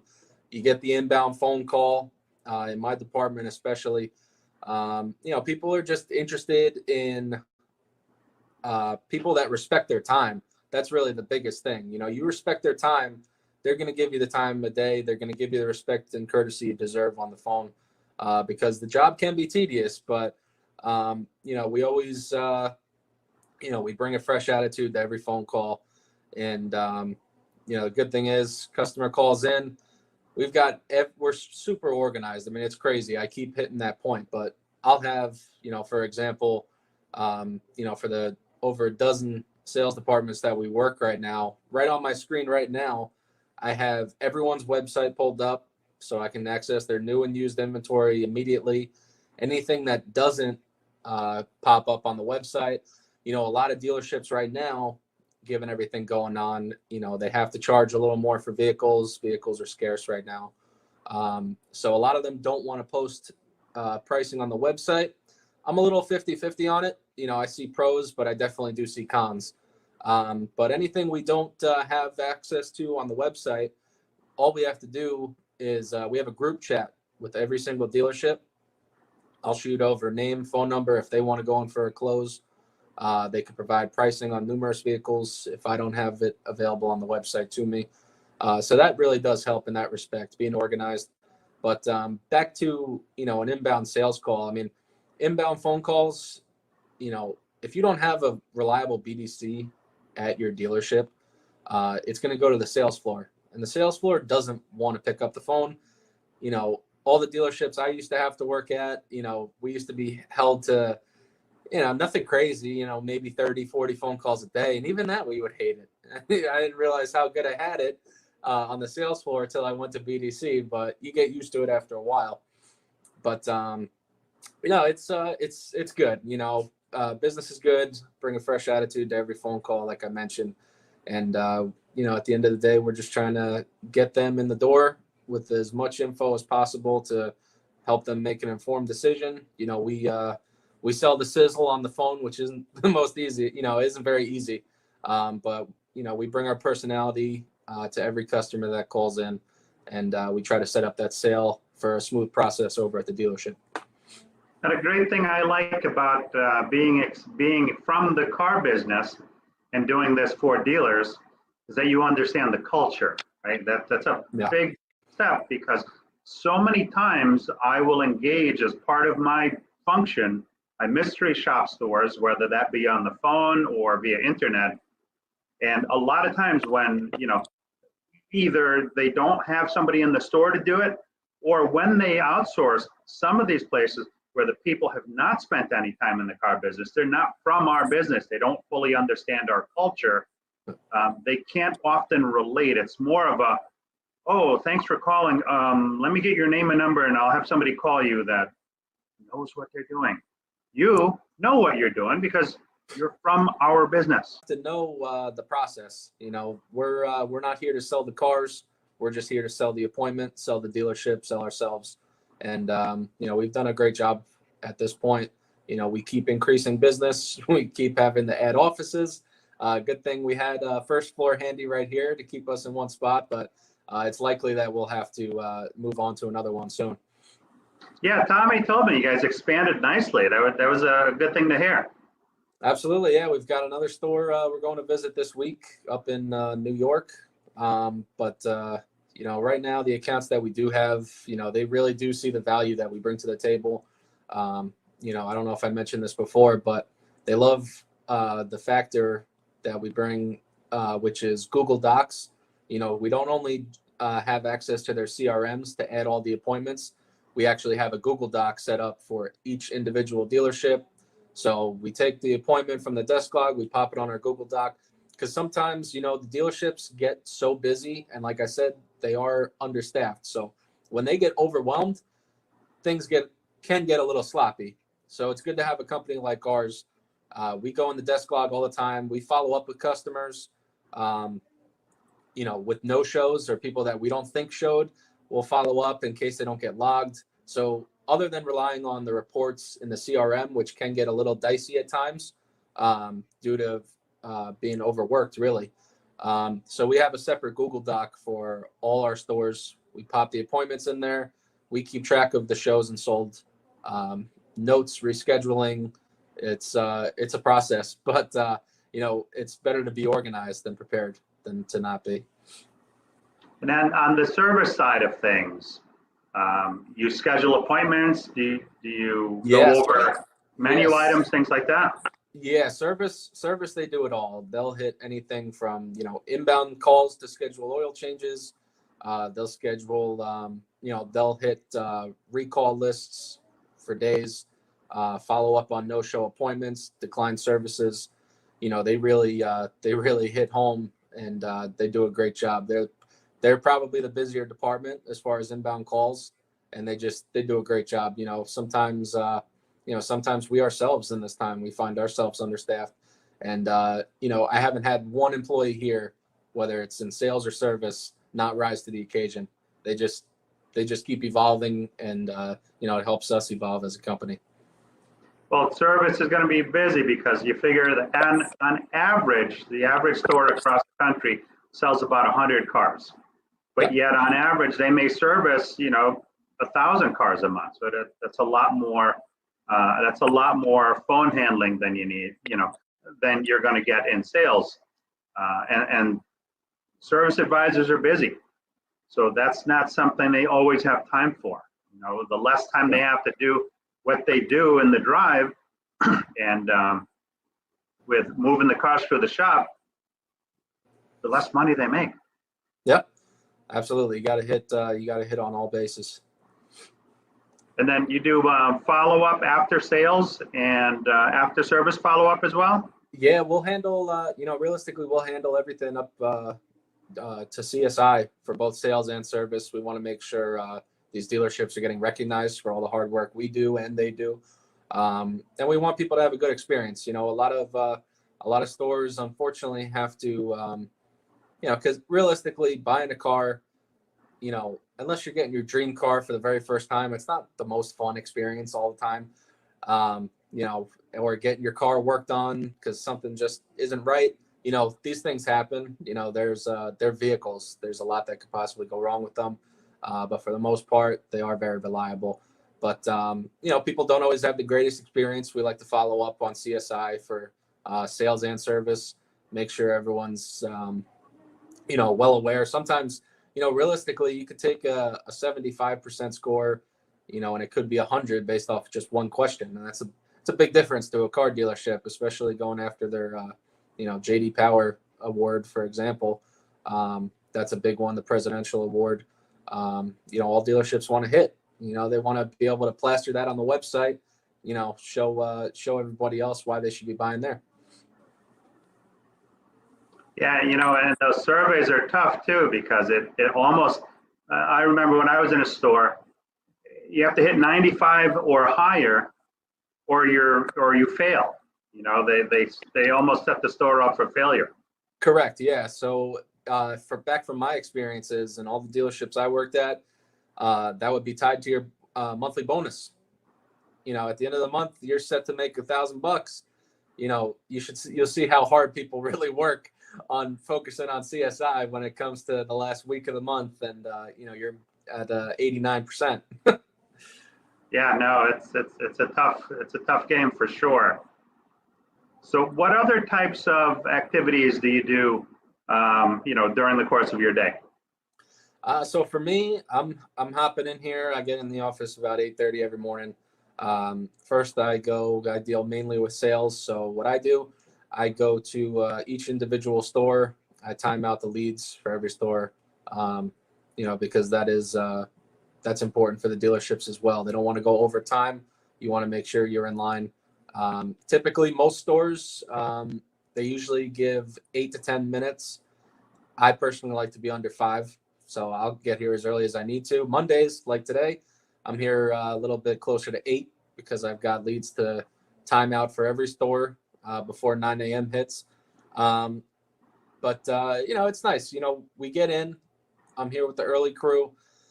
And, I divvy up for the day what everyone needs to get done. I have for each store, we really have, depending on how busy of a store it is, anywhere from 2 to 5 guys on each one.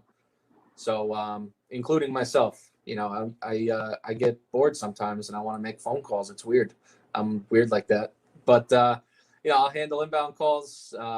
We march right down our list of leads that we just timed out in the morning.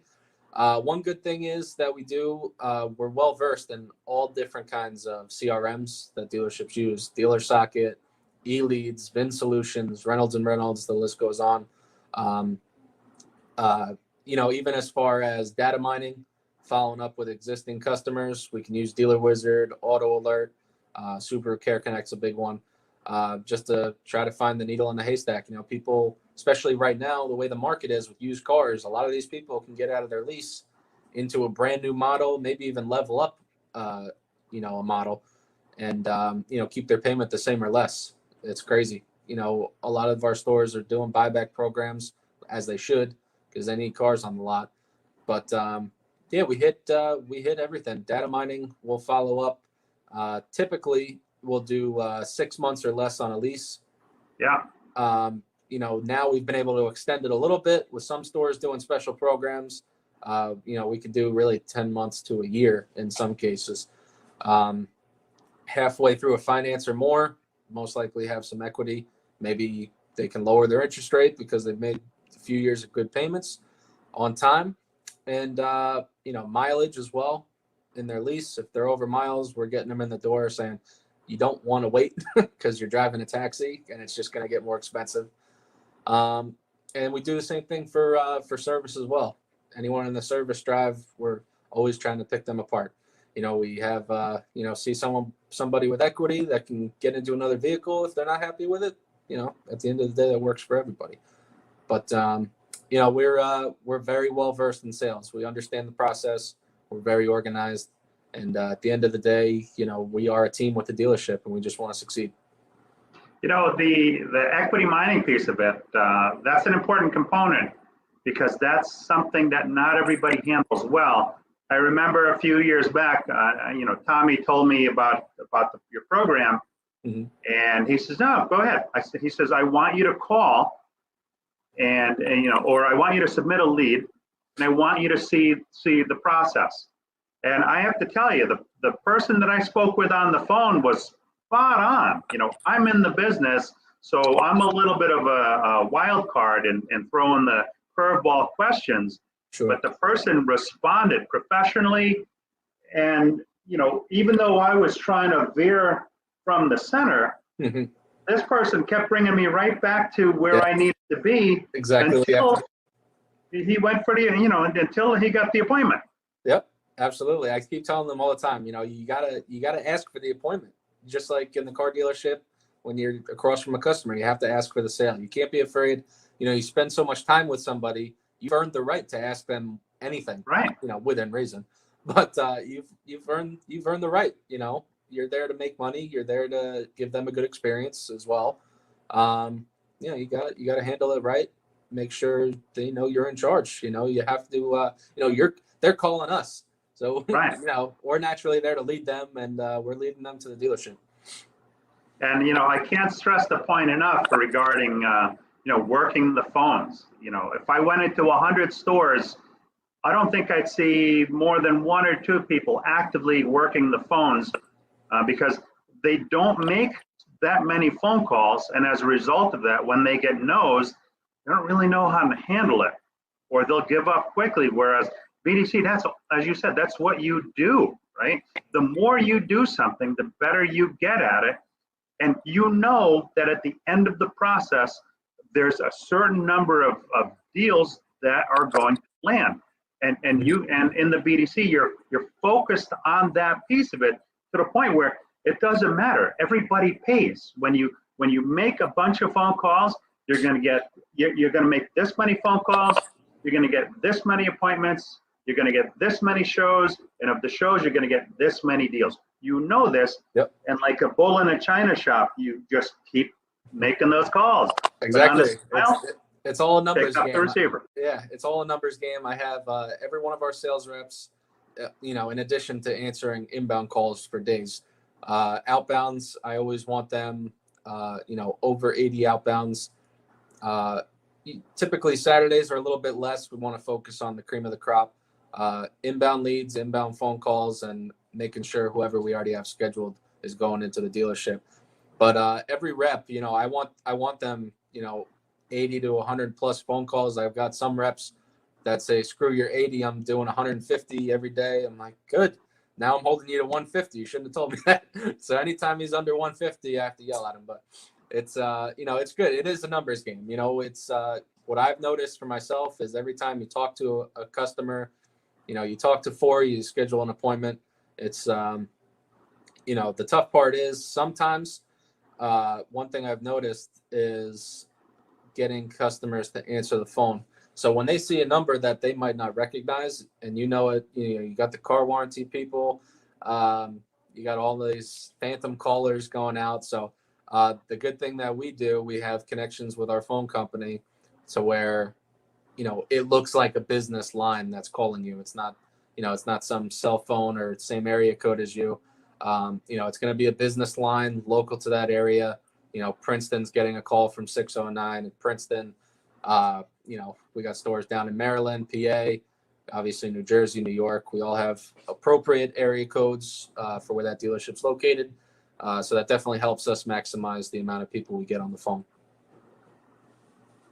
Well, that's great stuff. Thank you very much. I appreciate you spending the time with us today. Not a problem, Paul. Thank you. How's it going, everybody? I'm Mike Pizzella here. I'm the general manager with Dealer Retention Services in Toms River. Standing right outside our main headquarters here to talk to you about 3 ways we can improve your business. We focus on accountability. You'll see up-to-date reports on our Google Doc that we share with all the managers of the business. You'll see what we do on a day-to-day basis. We focus on equity mining and lease retention for both sales and service. Set appointments, drive them right through your door. And most importantly, we do handle sales calls and on occasion web leads. So any kind of inbound sales call, service call, we'll take it. We'll drive them through your door, like I said, schedule it on that Google Doc. Anything we could do to improve your business, we will do so. Give us a call and we'll talk to you guys soon.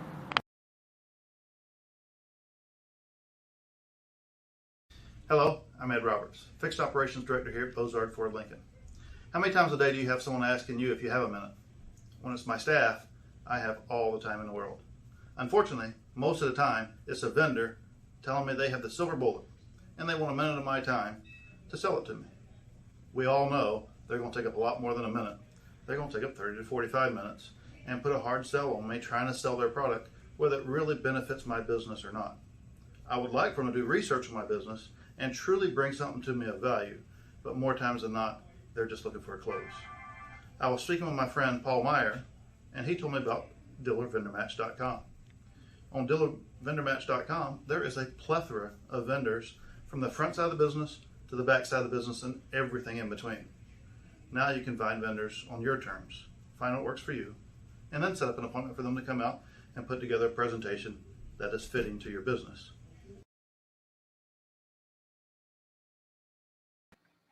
Welcome back to the Vendor Showcase. I have with us here today Sean Reyes from Recall Masters. Welcome, Sean. Thank you so much for having me, Paul. Always a pleasure to be with you and the entire community talking about the things that help us be successful in our day in and day out routines. So happy to be here. So tell us a little bit about who is Sean Reyes and who is Recall Masters? Yes, so I'm an old dog in these games, but I will tell you, I didn't start off in automotive. Well, I'll take that back. I started off in automotive when I was in high school. I rebuilt a 68 Chevelle from the ground up, a complete restoration of my mom's car, and fell in love with automotive. I probably took 2 or 3 periods a day of auto shop back when high schools were offering that. And I had dreams of going to Detroit and designing the next evolution of vehicles. But then I ran into classes like thermodynamics and all the engineering classes that you need. And it was a quick reminder to me that maybe I'm not going to get to go to Detroit and design some of those cars. But that's the same dream, by the way, when I was right. growing up. I think it's a beautiful dream to have those, aspirations as a young kid, because eventually what it did is it pushed me into a second love of mine that I had, which was writing. And that evolved into working in the healthcare sector for many years. I did all the marketing for several technology companies, .coms, right as, the internet started to boom. That's how old I am. And then I had a client that was in automotive, and it introduced me back into the automotive community, loved it. And then I've been working for other vendor affiliates for the course of probably the past 20 years. Everything from on the retail side of the business to dealer marketing, to now moving on the data and on the recall side, because that was a crisis beginning to hit our industry and consumers in general. So it brought me back full circle almost to a mission of trying to serve a greater good. And I couldn't think of a better way to bridge together that mission of serving our community and automotive together. Why not recalls, right? So here I am with Recall Masters. We've just now entered probably our 7th year together. We're pioneers in the recall space. We were here when nobody was here, when nobody really understood the value of recalls. It was the low reimbursement option for dealers who needed to get to capacity, and so much has changed. Obviously, reimbursement has changed. The attention that it's gotten from our federal government, federal agencies, from the OEMs, and now dealers are looking and seeing not only ways that servicing more vehicles and writing more RO tickets, but also recognizing that there's a connection between ongoing servicing and the relationship that you will have with those customers when they make their next purchase. So we are in that mix, and just so excited to really talk about where we're at and where we're going, because we are starting to break out of this cage of just recalls from the standpoint of one of the really secret sauces to what we do is buried in the data. And I know it's probably boring for a lot of folks, but data is really the key if you want to be successful in finding these consumers. You got to find the owners of these vehicles, right? So it's not just recall data, right? It's owner data. Where do they live? How do they communicate? Do you have their emails? Do you have their cell phone numbers? Are there other things that you can do to really connect with these consumers so you're not throwing marketing dollars away, right? And here's what I see. A lot of the OEMs struggle with that. They may know who the current or first owner is, but when that car changes hands, I mean, let's face it, the car on average is on the road over 12 years. I think it just crossed the 12-year mark. How do you reach out to that second and third? The OEMs have not been able to do it. No, and that's why they're partnering with us. I mean, I have quite a few dealers ask me, how do you, we're okay, we're good. We're using the factory program, and that's okay. I mean, use us to supplement the factory program, because the reality is, it's not going so well at the factory level. I mean, they'll say 1 in 5 cars on the road today have an open recall, and that's an awfully big number. The truth is, it's more like 1 in 4, and the difference is that the OEM is only mandated by the federal government to track original owners. So when you throw in 2nd, 3rd, 4th generation owners, you throw in the fact that cars are lasting longer and exchanging hands at much more rapid pace. You layer on top of that the pandemic, and now people can't buy a new car, so they're holding onto that car even longer. And then layer on top of that all of the recalls that went by last year that went unrepaired, on top of the previous year's unrepaired, on top of the previous year's unrepaired. It is 1 in 4 cars on the road today have a dangerous recall. And I'm not talking about the volume knob pops off on the radio. These are imminent dangers for all drivers and those who share the road. So even those passengers in your vehicle or passengers in the adjacent vehicle next to you, these are very dangerous recalls.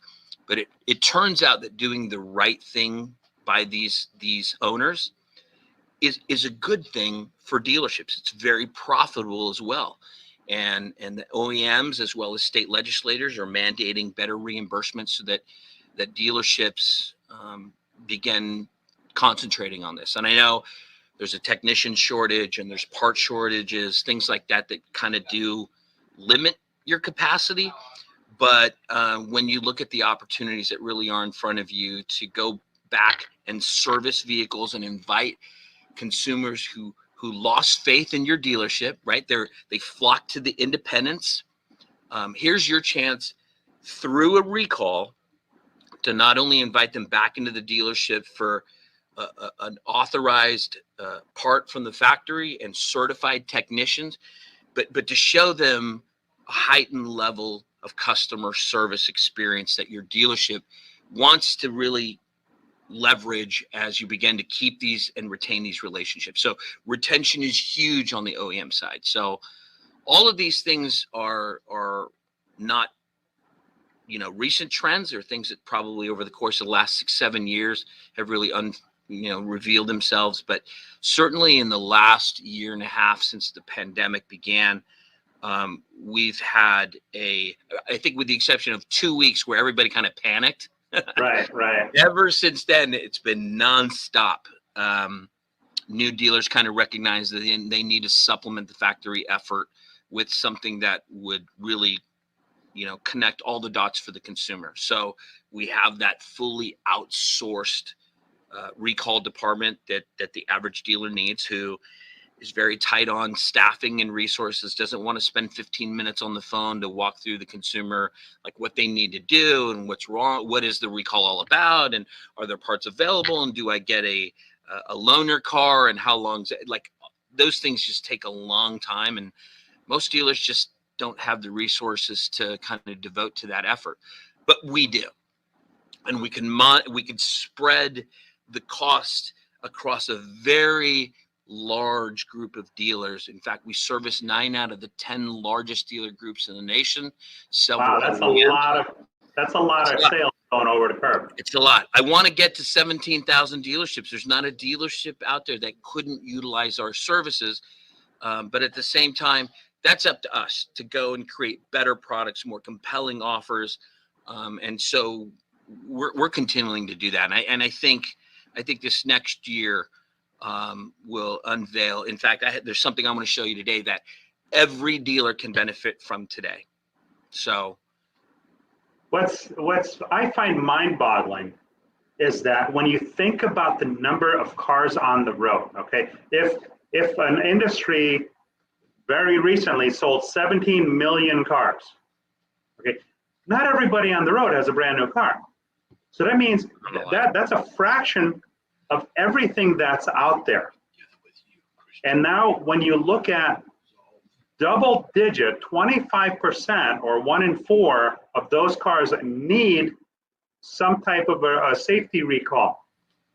The opportunity is incredible. And then, as you said, you multiply it where the reimbursement rates are higher now than they used to be.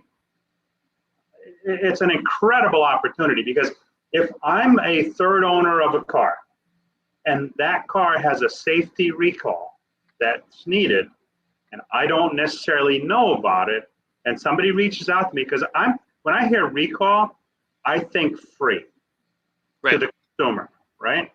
But in reality, because you get another bite at the apple, yeah, a lot of them is free to the customer, but there's also a lot of service opportunity that's picked up on those calls. So if you reach out to me, offer me something free that enhances the safety and or performance of my vehicle, and I bring it in, and it turns out that, you know what, there is another issue that's going on that we could catch now, or an issue Right. that maybe we should have caught before, it's in the shop. You've already earned my trust by getting the car there. No, absolutely. I mean, when you're there for that consumer at their moment of need, and certainly a safety recall is at the top of the list of things that should matter to the consumer and to the dealer, servicing that vehicle and taking care of it. And when it comes to, again, I think, so in a snapshot, in fact, if you want to show that explainer video, right now, I will pick up the discussion after, because I want to just start with, in a simplified presentation, what is our core value proposition? Because we can go deep dive into the weeds if you want to, but I want to make sure that everybody really understands the simplicity of what we're trying to present to the consumer and the model that we're really trying to, now behind the scenes, right, there's a lot of, you know, the data, the technology we can get, but at the end of the day, we're really about a simplified solution. I don't want to point fingers at whose fault is it. Is it the government? Is it the manufacturer? Is it the dealers? Doesn't matter. It doesn't matter. At the end of the day, we want to facilitate solutions and recall compliance, right? Taking care of that vehicle and getting it serviced. And we need to unite, not only as dealerships, as factories, as the government, but consumers need to get on board too. So let's start with that explainer video and then we'll go from there. To quote a famous guy, let's go to the videotape. More than 1 in 4 vehicles on the road today has an unrepaired recall. OEM efforts have fallen short, not only because it takes persistence to connect with consumers, but because it's nearly impossible to locate second, third, and fourth generation owners.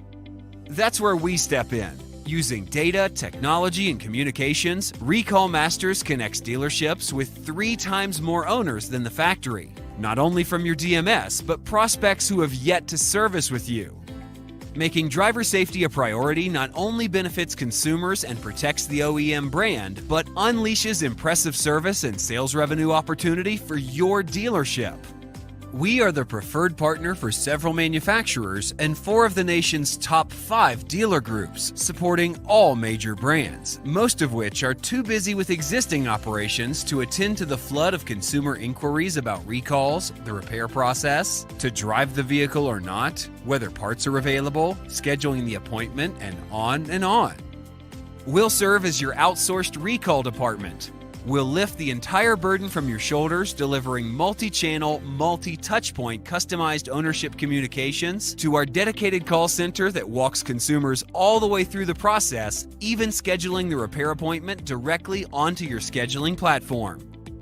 For consumers, the one call does it all process makes it convenient, resulting in more repair appointments. All the peerless data, technology, and communications. A turnkey recall department for less than half the cost of a full-time BDC agent, preserving BDC resources for activities less resource-intensive than recall management. Let's get started by looking at the opportunity around your dealership. Provide us a few details and we'll run a recall opportunity report for your PMA and beyond. But hurry, consumers are looking for an authorized service center to address their recall. Safer vehicles, better informed consumers, and empowered dealerships. Recall Masters, the auto industry's recall solutions leader. We're back. See, so that's really the simplicity of what we offer now. Again, behind the scenes, there's lots of stuff going on. At the center of all of this, right? So we're building an outsourced recall department for the dealership, right? So that includes all the data to locate these owners and the VINs and where that VIN is probably sitting in somebody's driveway. It's all the recall data as well, not only the NHTSA data, which is publicly available, but all the voluntary recall data, right? And there's kind of some eyebrow raising when we talk about voluntary recalls. Now, here's a fact. As cars become more complex, right, the software and electronics, it's taking longer for NHTSA, right, our federal agency that's overseeing recalls, to open investigations and perform investigations, okay? What used to take a week, right, let's go back to the days of Ralph Nader and the Corvair. It didn't take long for you to figure out the rear end was going to lead to a gas tank explosion. But today, these are very complex machines. So these investigations take a lot longer. So you may end up with a vehicle that you think is safe because you did a NHTSA recall check, but in fact may have a voluntary recall that doesn't yet become a NHTSA recall until the investigation is complete. So a good portion of those voluntary recalls fall into a risk factor of 3, 4, or 5, which is the highest risk factor to a consumer. They are dangerous. Some of them are not. The volume knobs do fall off on some radios, but we're talking about the 3s, the 4s, and the 5s, which are the birthplace for tomorrow's NHTSA recalls. And we feel that not only does the consumer need to know about some of these dangers, but also unsuspecting owners or potential buyers and shoppers. So dealers should also be aware what they're taking in on the lot at trade-in, especially those off brands. They don't have a database readily available to them if they're a Ford dealer taking a Honda in at a trade. Right. So if they're not partnering with us to get that data, or one of our enterprise partners to get access to that data, they're only seeing NHTSA data. So it's very dangerous. So when you combine all the data points that we aggregate, all the technology that we're going to display this data through that fits within your existing workflow, right? We don't want to come in and disrupt dealership operations. We just feel like you need to know when there's a recall on a vehicle that's coming into your service drive. I mean, how upset would you be as a consumer if you just had your vehicle serviced at one dealership and then another competing dealership reach out to you to tell you that you have an open recall? And you go, well, I just had it serviced over at the dealer ABC. And they go, no, they should have taken care of that recall, but they didn't. So that leaves consumers feeling a little empty about their experience at your dealership. You're not willing to take care of me and my life and my passengers. Like that's a big letdown. So again, that technology, in fact, I'm going to show you something that we call the Recall Department webpage, which allows dealers on their own website to offer VIN check for recall and retain that traffic on the site as opposed to pushing it off to the factory site. This is something that not only provides a recall check for on brand, but all the off brands, right? You're going to be a beacon of safety for everybody in the community. The more times you touch these folks, the more they trust you and eventually purchase their next vehicle from you. So they will then continually service from you. But the last piece is the communications. That is the last mile of not only notifying that people have a recall on their vehicle, but also having the call center as a single, one throat to choke, one call does it all. I want to be able to have, in fact, we send out as part of the communication. So you see like a snap pack mailer. These are pretty commonplace in the recall world. But the phone number that we have on here rings to our call center, and they'll answer the phone like it's your dealership. They will say, who's this dealership? They'll say, Century BMW of Huntsville Recall Department. How may I help you? Oh, I got this notice. It says I've got a recall.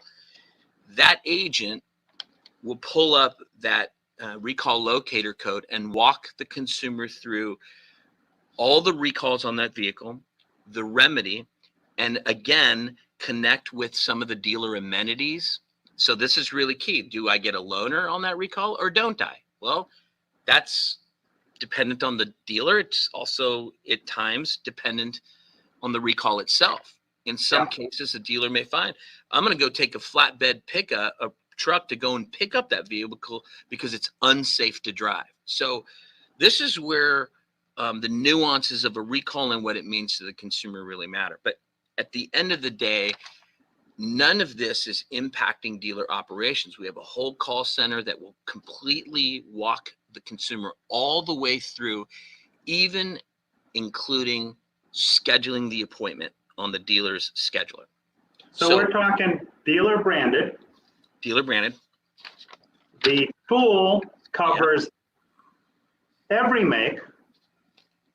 And here's the part I like, all right? Because we've all experienced calling into a store and the wrong person answering the phone, the calls being transferred 2 or 3 times, the wrong person interrupting the phone call. It's a frustration setup. So if I'm responding to a real tangible offer on a safety or performance issue with my vehicle and I call, I'm speaking to a trained, knowledgeable agent who represents the company that you've marketed for. And here's the beauty. Here's what I like. You see everything that's pertinent to that person's mailing on that call. So it's not something where let me check, let me get back to you. No, you've got all of the data in front of you to be able to have an intelligent conversation that inspires a tremendous amount of confidence on the consumer end that, you know what, I've called the right place. These people are professional, they know what they're doing, and they're here to help me safer. Wow.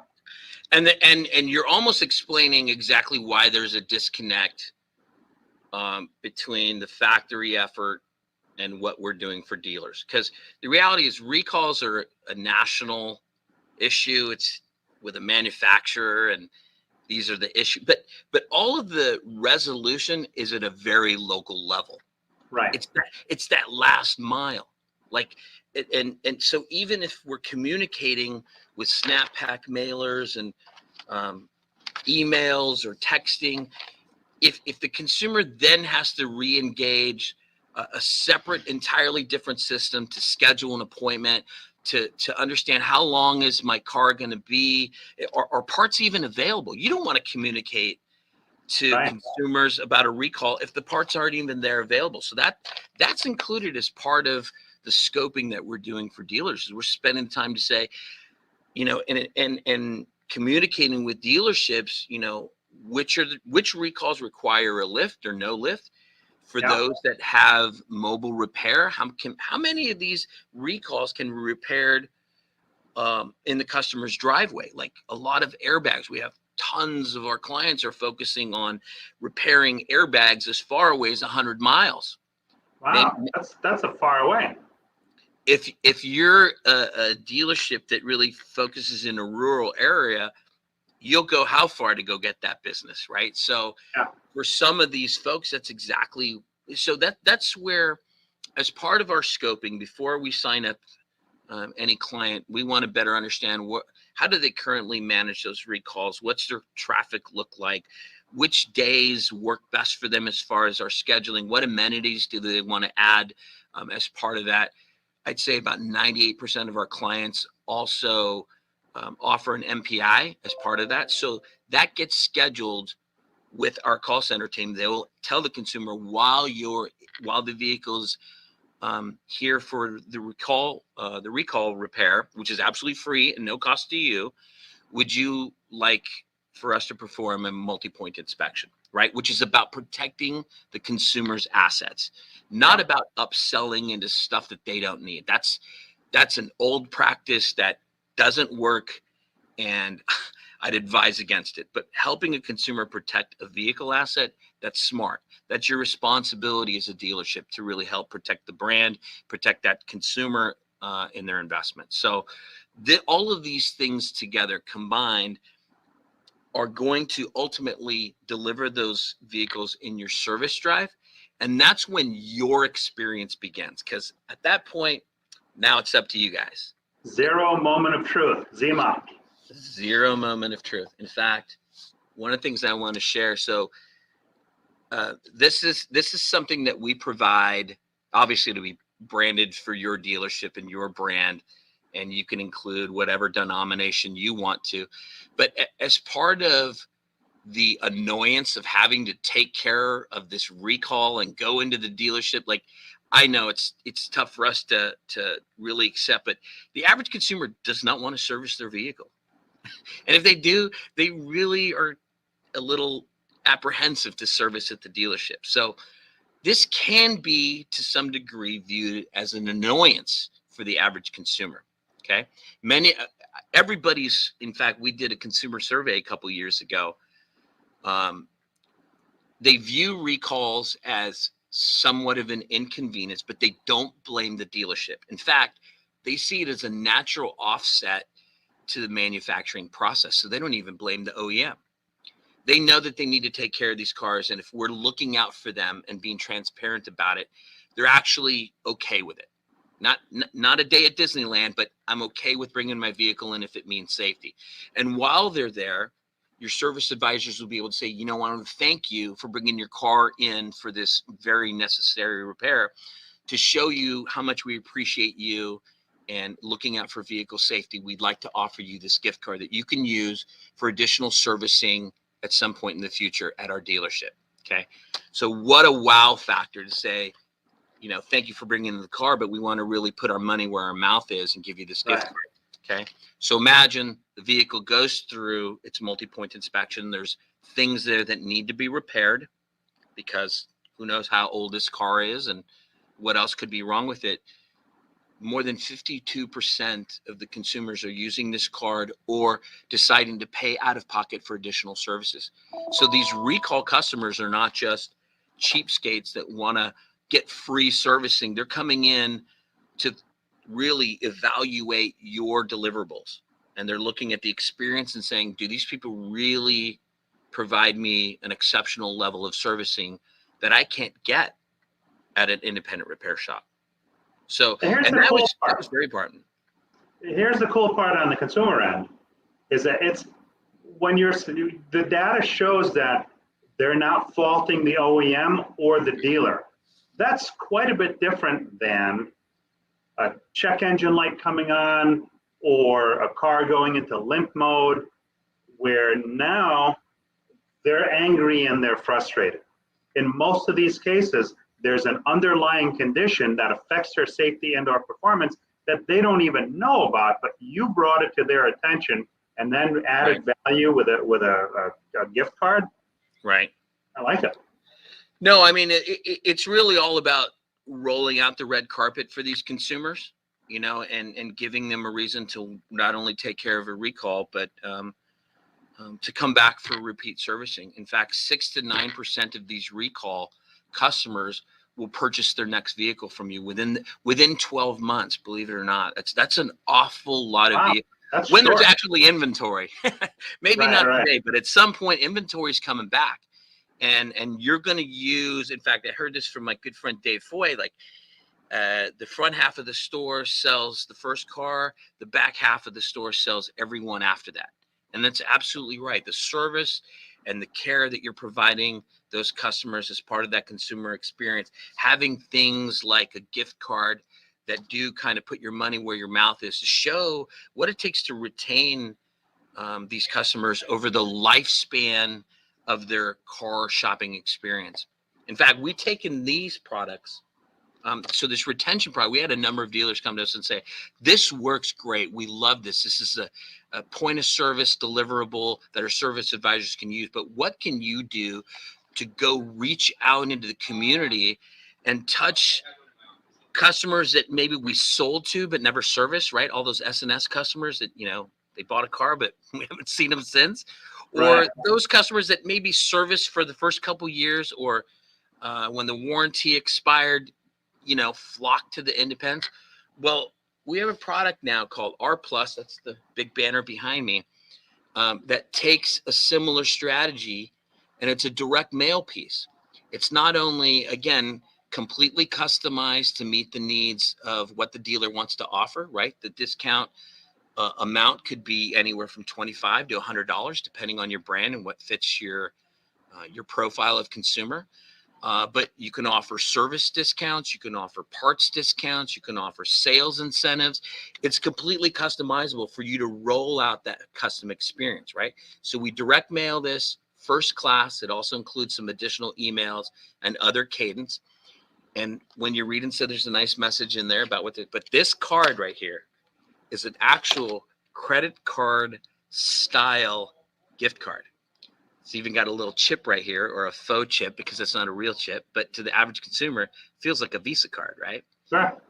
And right here, we are customizing the card with their name. So this is an embossed card, credit card style, that yields a ton of return. In fact, so this product we actually rolled out 2 years ago, and it was reserved for existing clients.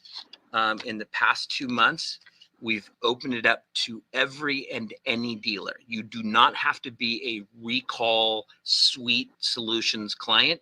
You could just decide that you want to run a campaign with a gift card and reach out to whatever profile type of customer you want to appeal to, and deliver the message that you want to deliver to. In fact, right now it's probably the time of year where you start thinking about the holidays, but throughout the year, there's all kinds of incentives that you're running, all kinds of promotions that you're running. This beginning past January was the first time that we opened up to 12-month campaigns and we've had dealers that come back every quarter to run a new card campaign.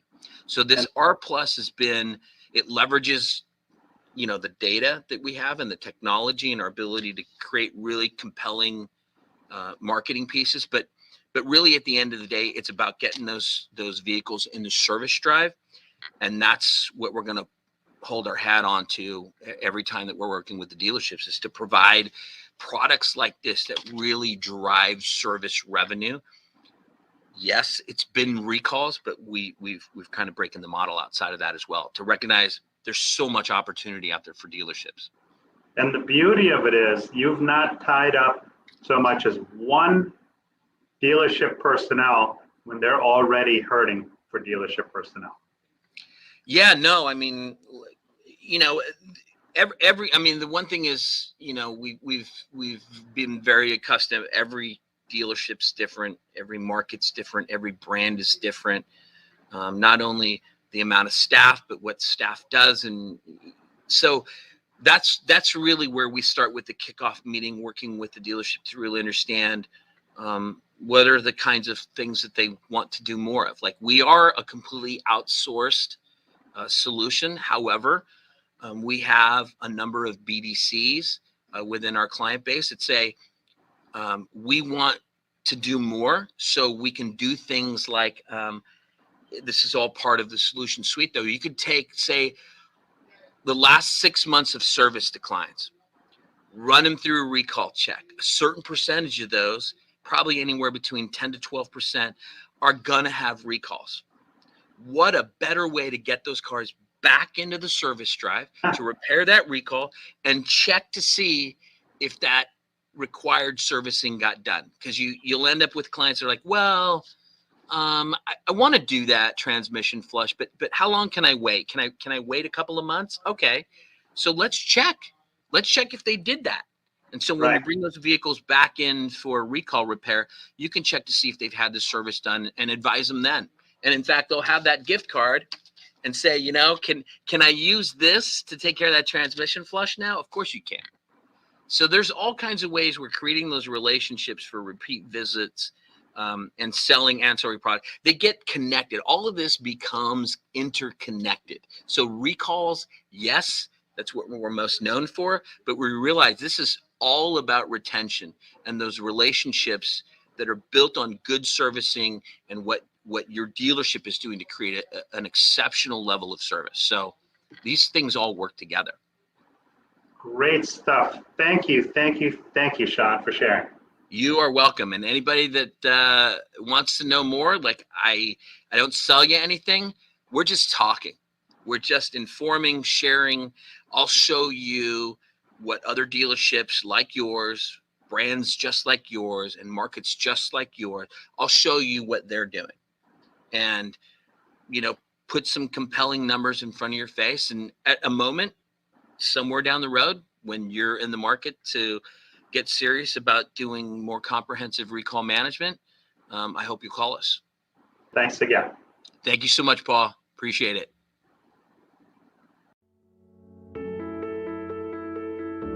When we first launched Recall Masters, we had a record-setting month. The results have been fantastic. The ROI is amazing. The numbers just don't lie. All in all, it's been great success for us. A lot of times we have the address of the customer that originally bought the car, and we don't know that car is passed on to another owner, or sometimes even 2 or 3 owners. The ability to track that car after the first transaction is very difficult to do. And Recall Masters, with the amount of data they aggregate, they do a great job identifying those cars in the marketplace and connecting us to them through their recall program. Recall Masters has actually increased our RO volume, brought back customers that we haven't seen in 2, 3, 4 years. And now we're getting a second opportunity to get them in the service, build new relationships, and definitely turn the experience around that they've had in the past. We're Recall Masters disciples at this point. I recommend them to any dealer that we work with. Revenue's there, the car count's there, the numbers just don't lie. We're on the Recall Masters team and intend to be for quite a while.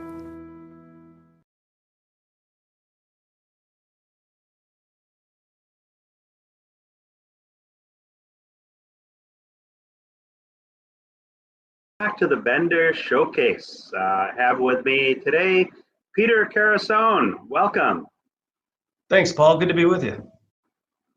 So tell us a little bit about you, Pete. Yeah, a little bit about me. So I've been in the dealership retail franchise world for a little over a decade as the director of operations of a dealer group, actually an advertising background prior to that. But when I met the dealer that I work for, he had this spreadsheet I found fascinating. He was just coming up with numbers that he knew on the fly that I just knew he wouldn't have access to that easily. So we worked together as a partnership where I had an ad agency and I handled all his advertising back in the newspaper days. And we talked business a lot. And I knew the car business because when I worked in the newspaper business, I handled all the automotive classified advertising. So I thought I knew the car business anyway. So we would talk about this spreadsheet and the numbers and where they come from. And I didn't even know what a dealer management system was, but he explained to me, here's why I take these numbers, I train my people, and I make them more profitable because we look at where they stand every day. And I said, geez, that seems like a lot of work. And turns out it was a lot of work, because then when I joined his dealership, that was my job. And I was spending hours to get him the numbers that he wanted. And I said, there's got to be a better way. I was looking for vendors that did this sort of thing and couldn't find anything. So he being the entrepreneur he is, I said, let's go build this. If we need it, there's got to be other people that need the same content to drive more profit in their stores. So off to work we went. I found a developer and tried to teach them the car business so they understood what it was I was looking for. And this was back prior to DMS integrations being as simple and available as they are now. So it was all manual entry. Granted, it was 45 seconds for a title clerk to enter the deal into our platform, and the data was all there. But when we decided, hey, let's take this to market and see who else might be interested, that was a very easy objection. My office doesn't have time to do duplicate entry. So we bought a couple more stores, got really into trying to get them up and running. And we did so successfully, but that kind of backburnered this project until almost 5 years ago, we said, let's get back into that. Found a new developer and started from scratch. It was just to make it something that integrates automatically with all the DMS systems. They said it would be easier to start over. We did.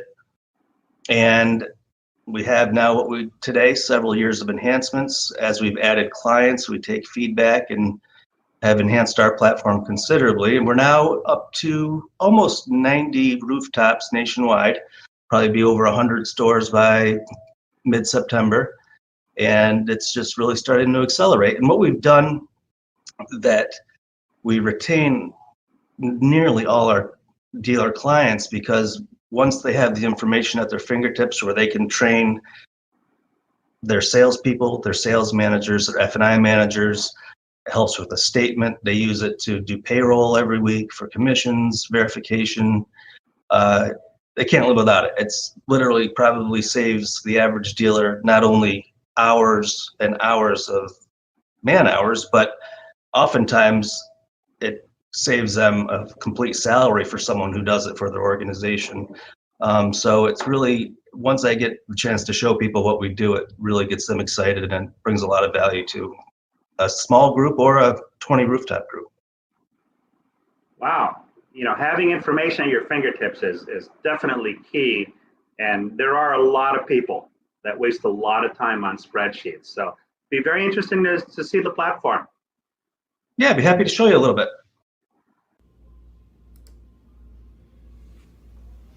As a leader in your dealership, you have many different responsibilities. Motivating your team, vendor calls, and customer service, just to name a few. Where are you supposed to find the time to do your actual job? That is to coach and train your team to be top performers. Well, there are brighter days ahead with Vision AST. Our cloud-based platform integrates directly with your DMS to pull key performance metrics and present them to you and your team in just a matter of seconds. So now you spend less time digging for information and data and more time driving profit in your store. Vision AST. Data that drives process and production. Data that drives profit. The flagship platform is called Sales Vision. It's a complete variable operations, and it's a dealer-facing platform that we started this whole program with. We have peeled off a power version. It's called Power Vision. It's for power sports, and Finance Vision that's used by third-party administrators and warranty agencies to track their full book of business and provide their dealers with reporting. But today I'm going to focus on Sales Vision. And the first thing I always like to point out is that we did not build a whole library of reports.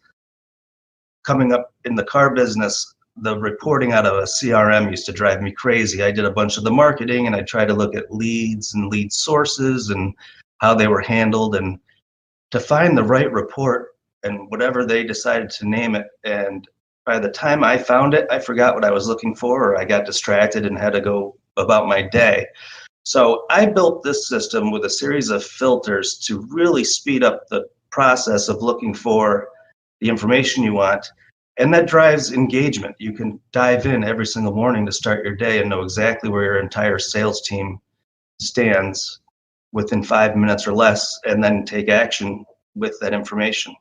So you'll see a different number of filters across the top of each screen I will show you. But what we've done is you can have one or dozens of locations available to you, and you can set any sort of date range. This is just a simple dashboard that gives you year-over-year trends with hover over. So units sold, sales grosses with averages year-over-year, F&I grosses with averages, and product indices year-over-year, and then your total gross front and back year-over-year. We keep track of the top 10 salespeople with units sold and average sales gross. A top 10 F&I manager with, again, their grosses and product indices. And we measure the top 10 salespeople. So as you have a larger group, you can really see who's performing in which stores. And when it's your own data, you know if something looks out of place. So you know your top guy is always Brian Poole in the F&I office, but suddenly he's slipped down here. You know where you're going to go within this platform to kind of do a little more homework and see what your issue is.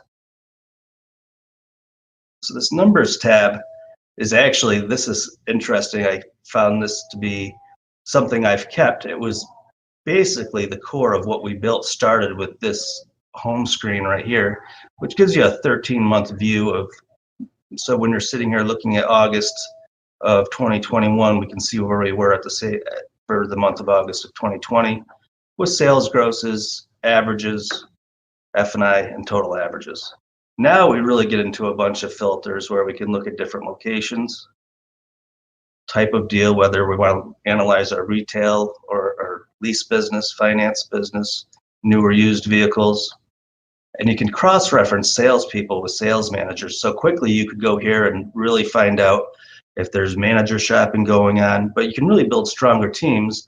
And I've even have stores where they've changed their schedules of what salespeople are working with what sales managers as frequently as possible. Because if you go through that exercise, you'll see a difference of $200, $300, $400 depending on who that salesperson's working with over the course of months and years even, it's thousands and thousands of dollars. And that's an exercise that no one's doing without it being this simple. Take you forever. And you can cross-reference with F&I managers too. So you can really build out your team and make it the most efficient, most profitable team in that quick of time. You do that times 16 people on a showroom floor. It's a lot of money. And you can set any date range you want and really drill down. From here, we're looking at August. Let's see what's going on in August. I just click on that month. Now I'm looking at every deal for the month of August for this location. It's got every customer, every vehicle, every person that was involved, sales manager. There's a few different views. This is the front end sales gross view. I can take a look at the F&I view, take a look at point spreads, things like that. And here's the big one. As you get into the volume game, this really came into play a few years ago when everyone was doing a lot of volume. We would look at the deals total. You might not have been making a whole bunch of money on the front end of the deal, but when you add in your packs and your holdback, it give you that total gross plus, and you can see all the green means they're winners, sortable columns. So, I can look at the biggest winners or biggest losers and really take a look at what work might need to be done. Everything can be downloaded into Excel or a PDF. Subscriptions are set up too. Not every staff member in every store has credentials. A lot of guys just rather have their F&I manager get a spreadsheet or a PDF emailed to them once a morning or once a week, and they keep it that simple. And then there's a bunch of different reports within here depending on who you want to see what. There's permissions. A lot of dealers don't like their salespeople to see packs, obviously, so they will oftentimes just give permissions to see the salesperson report, and it creates that fosters that competition among the salespeople. It's a competitive business. But there are some very detailed and important pieces to this section of the platform. This F&I summary really gets into granular reporting of every product that's being sold in the dealership, all of those penetrations, percentages for those products, incomes, average incomes, and PVR down here at the bottom right. And you can dive even further from here. If I want to look at a particular F&I manager, again, we talked about those filters. I just want to look at Brian and see how he's doing so far this month. I see he's sold 7 service contracts. I can dive right in and just analyze deals that have a service contract associated with them for this month that we're looking at. Pretty successful. We can see the profit when he is selling a service contract makes a big difference. So, you can quickly, like you saw in a matter of moments, really take a look at someone's performance. And as I mentioned, there's different reports simply because of permissions. There's a report that contains packs and holdbacks broken out by whether they're new or used vehicles. Very important that I don't see many dealers doing that don't use this platform is keeping track of their wholesale business.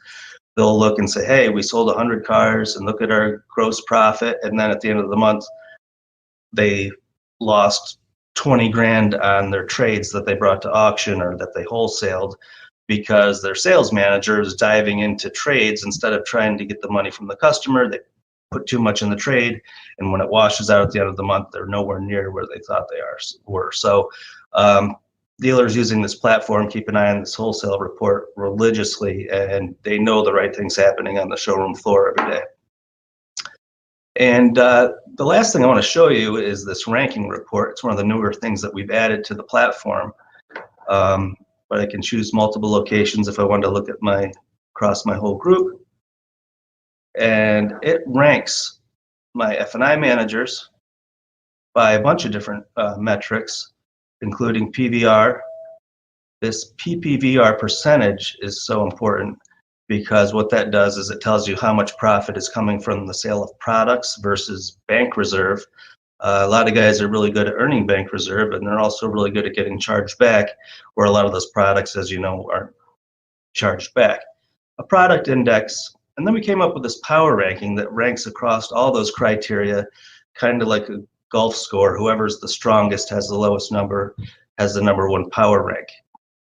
But we can rank by any of these criteria. Again, they're sortable, so I can rank them very quickly based on whatever is most important to me.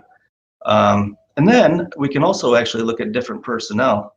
I can look at sales managers in a few different ways. I can see what their impact is on the F&I department, but then it also is giving me the ability to rank them by sales gross, F&I gross, or total gross.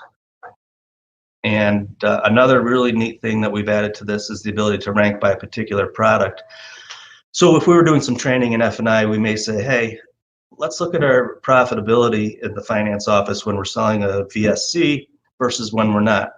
Or take a look at this. Every time we add tire and wheel, we're making another $400 above our average. And you can really drill down that quickly and analyze what's going right in your office and what needs to be improved upon, and do some training on it. And be prepared to do that training at a moment's notice. You don't have to go do a bunch of homework, because if you're going through this exercise once a week even, you know who you need to speak to about what issues or concerns you may have, and address them midstream, mid-month, and not be reflecting back to what you should have addressed 30 or 45 days ago. And it's very user-friendly from the back end too, where you can create staff and users very easily. We've created the subscriptions I talked about. You quickly add a email address,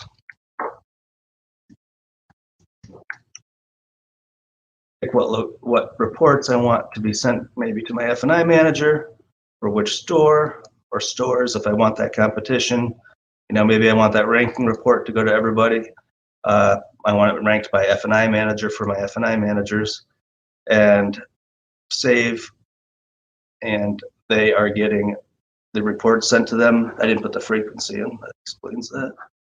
So, and then I'm also keeping track of who's getting what when. So with staff changes and personnel changes, you remember to take them out of the system or modify the reports they're getting. And lastly, on that ranking report, you may recall that you could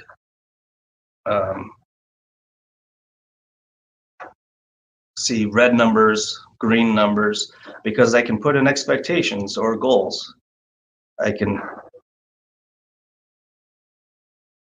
decide that I want the PVR, that department should be doing $1,700, or that percentage I want at 70. Set one or all the goals, it doesn't matter. But you can do it by location, and then when we're looking at that ranking report,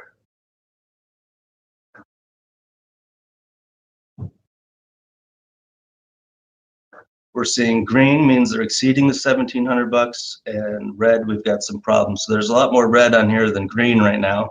So I know I need to do some work in my F&I department, and I know where that work needs to be done.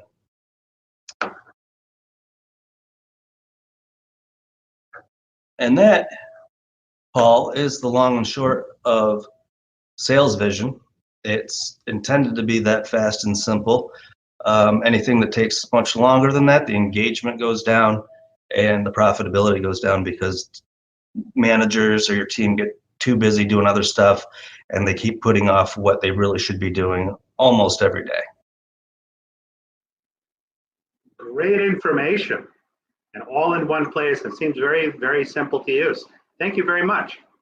Yeah, thank you. And what we're doing now, right in development as I speak, is service vision. We're going to do the same thing for measuring the profitability of service advisors, parts advisors, and technicians.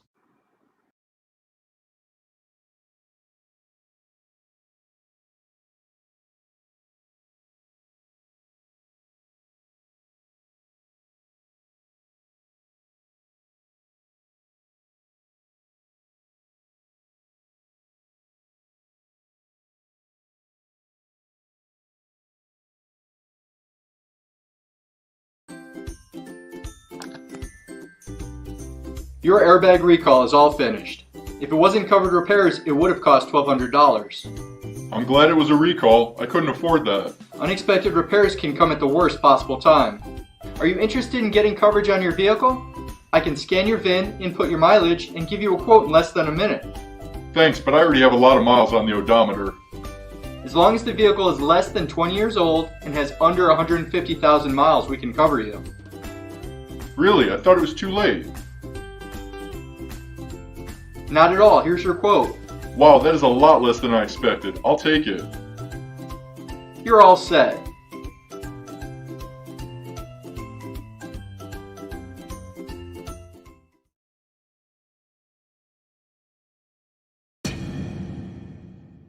Hi, John Traver here at Traver Connect. Thanks for joining us on our Service BDC video today. If you've already partnered with us, we appreciate your partnership over these past years. If you're new to us, we look forward to getting to hear your story and come alongside you relative to Service BDCs. When you hear the term Service BDC, the first word for me that comes to mind is calls.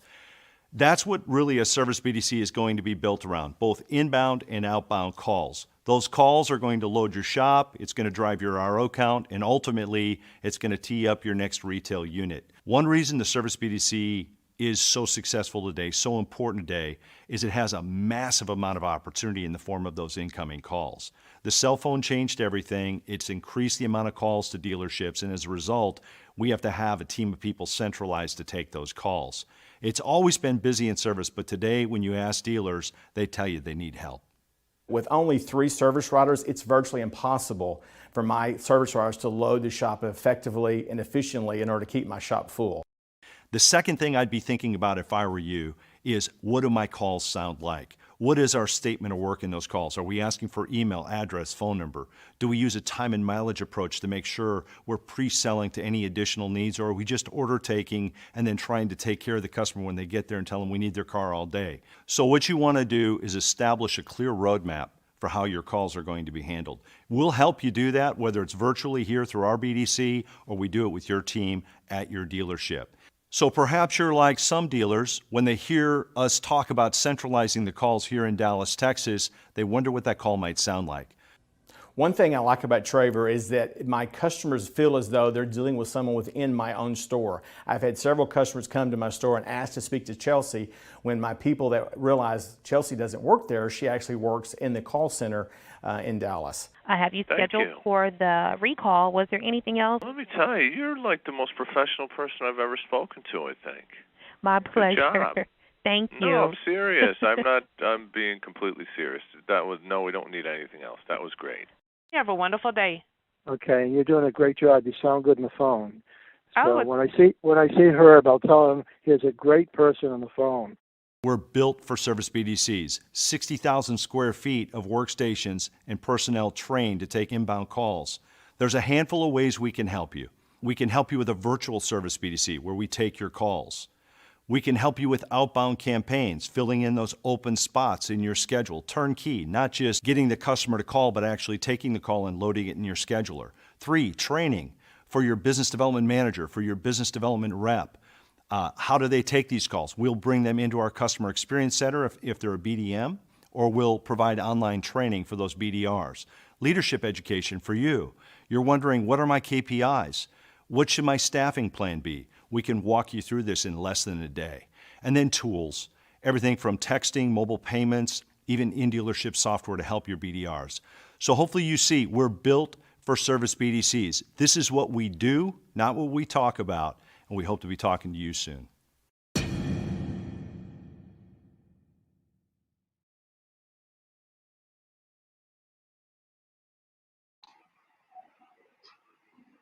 Thank you very much for tuning in. We covered a lot of great information. To those watching on LinkedIn, there was a streaming issue on LinkedIn that cut that broadcast, but we streamed it to several other destinations.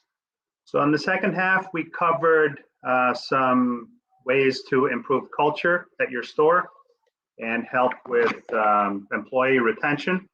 That seems to be key. A lot of dealerships are having trouble finding help, and then once they find them, holding on to that help. So we've got covered some great stuff there. We found ways to improve your BDC or help you start a BDC. There are still some stores today that don't have one and rely on the employees at the store to in sales or service to handle all of the incoming calls. The data shows that more often than not, phone calls are mishandled and a lot of opportunities are lost. So I would at least look into a BDC.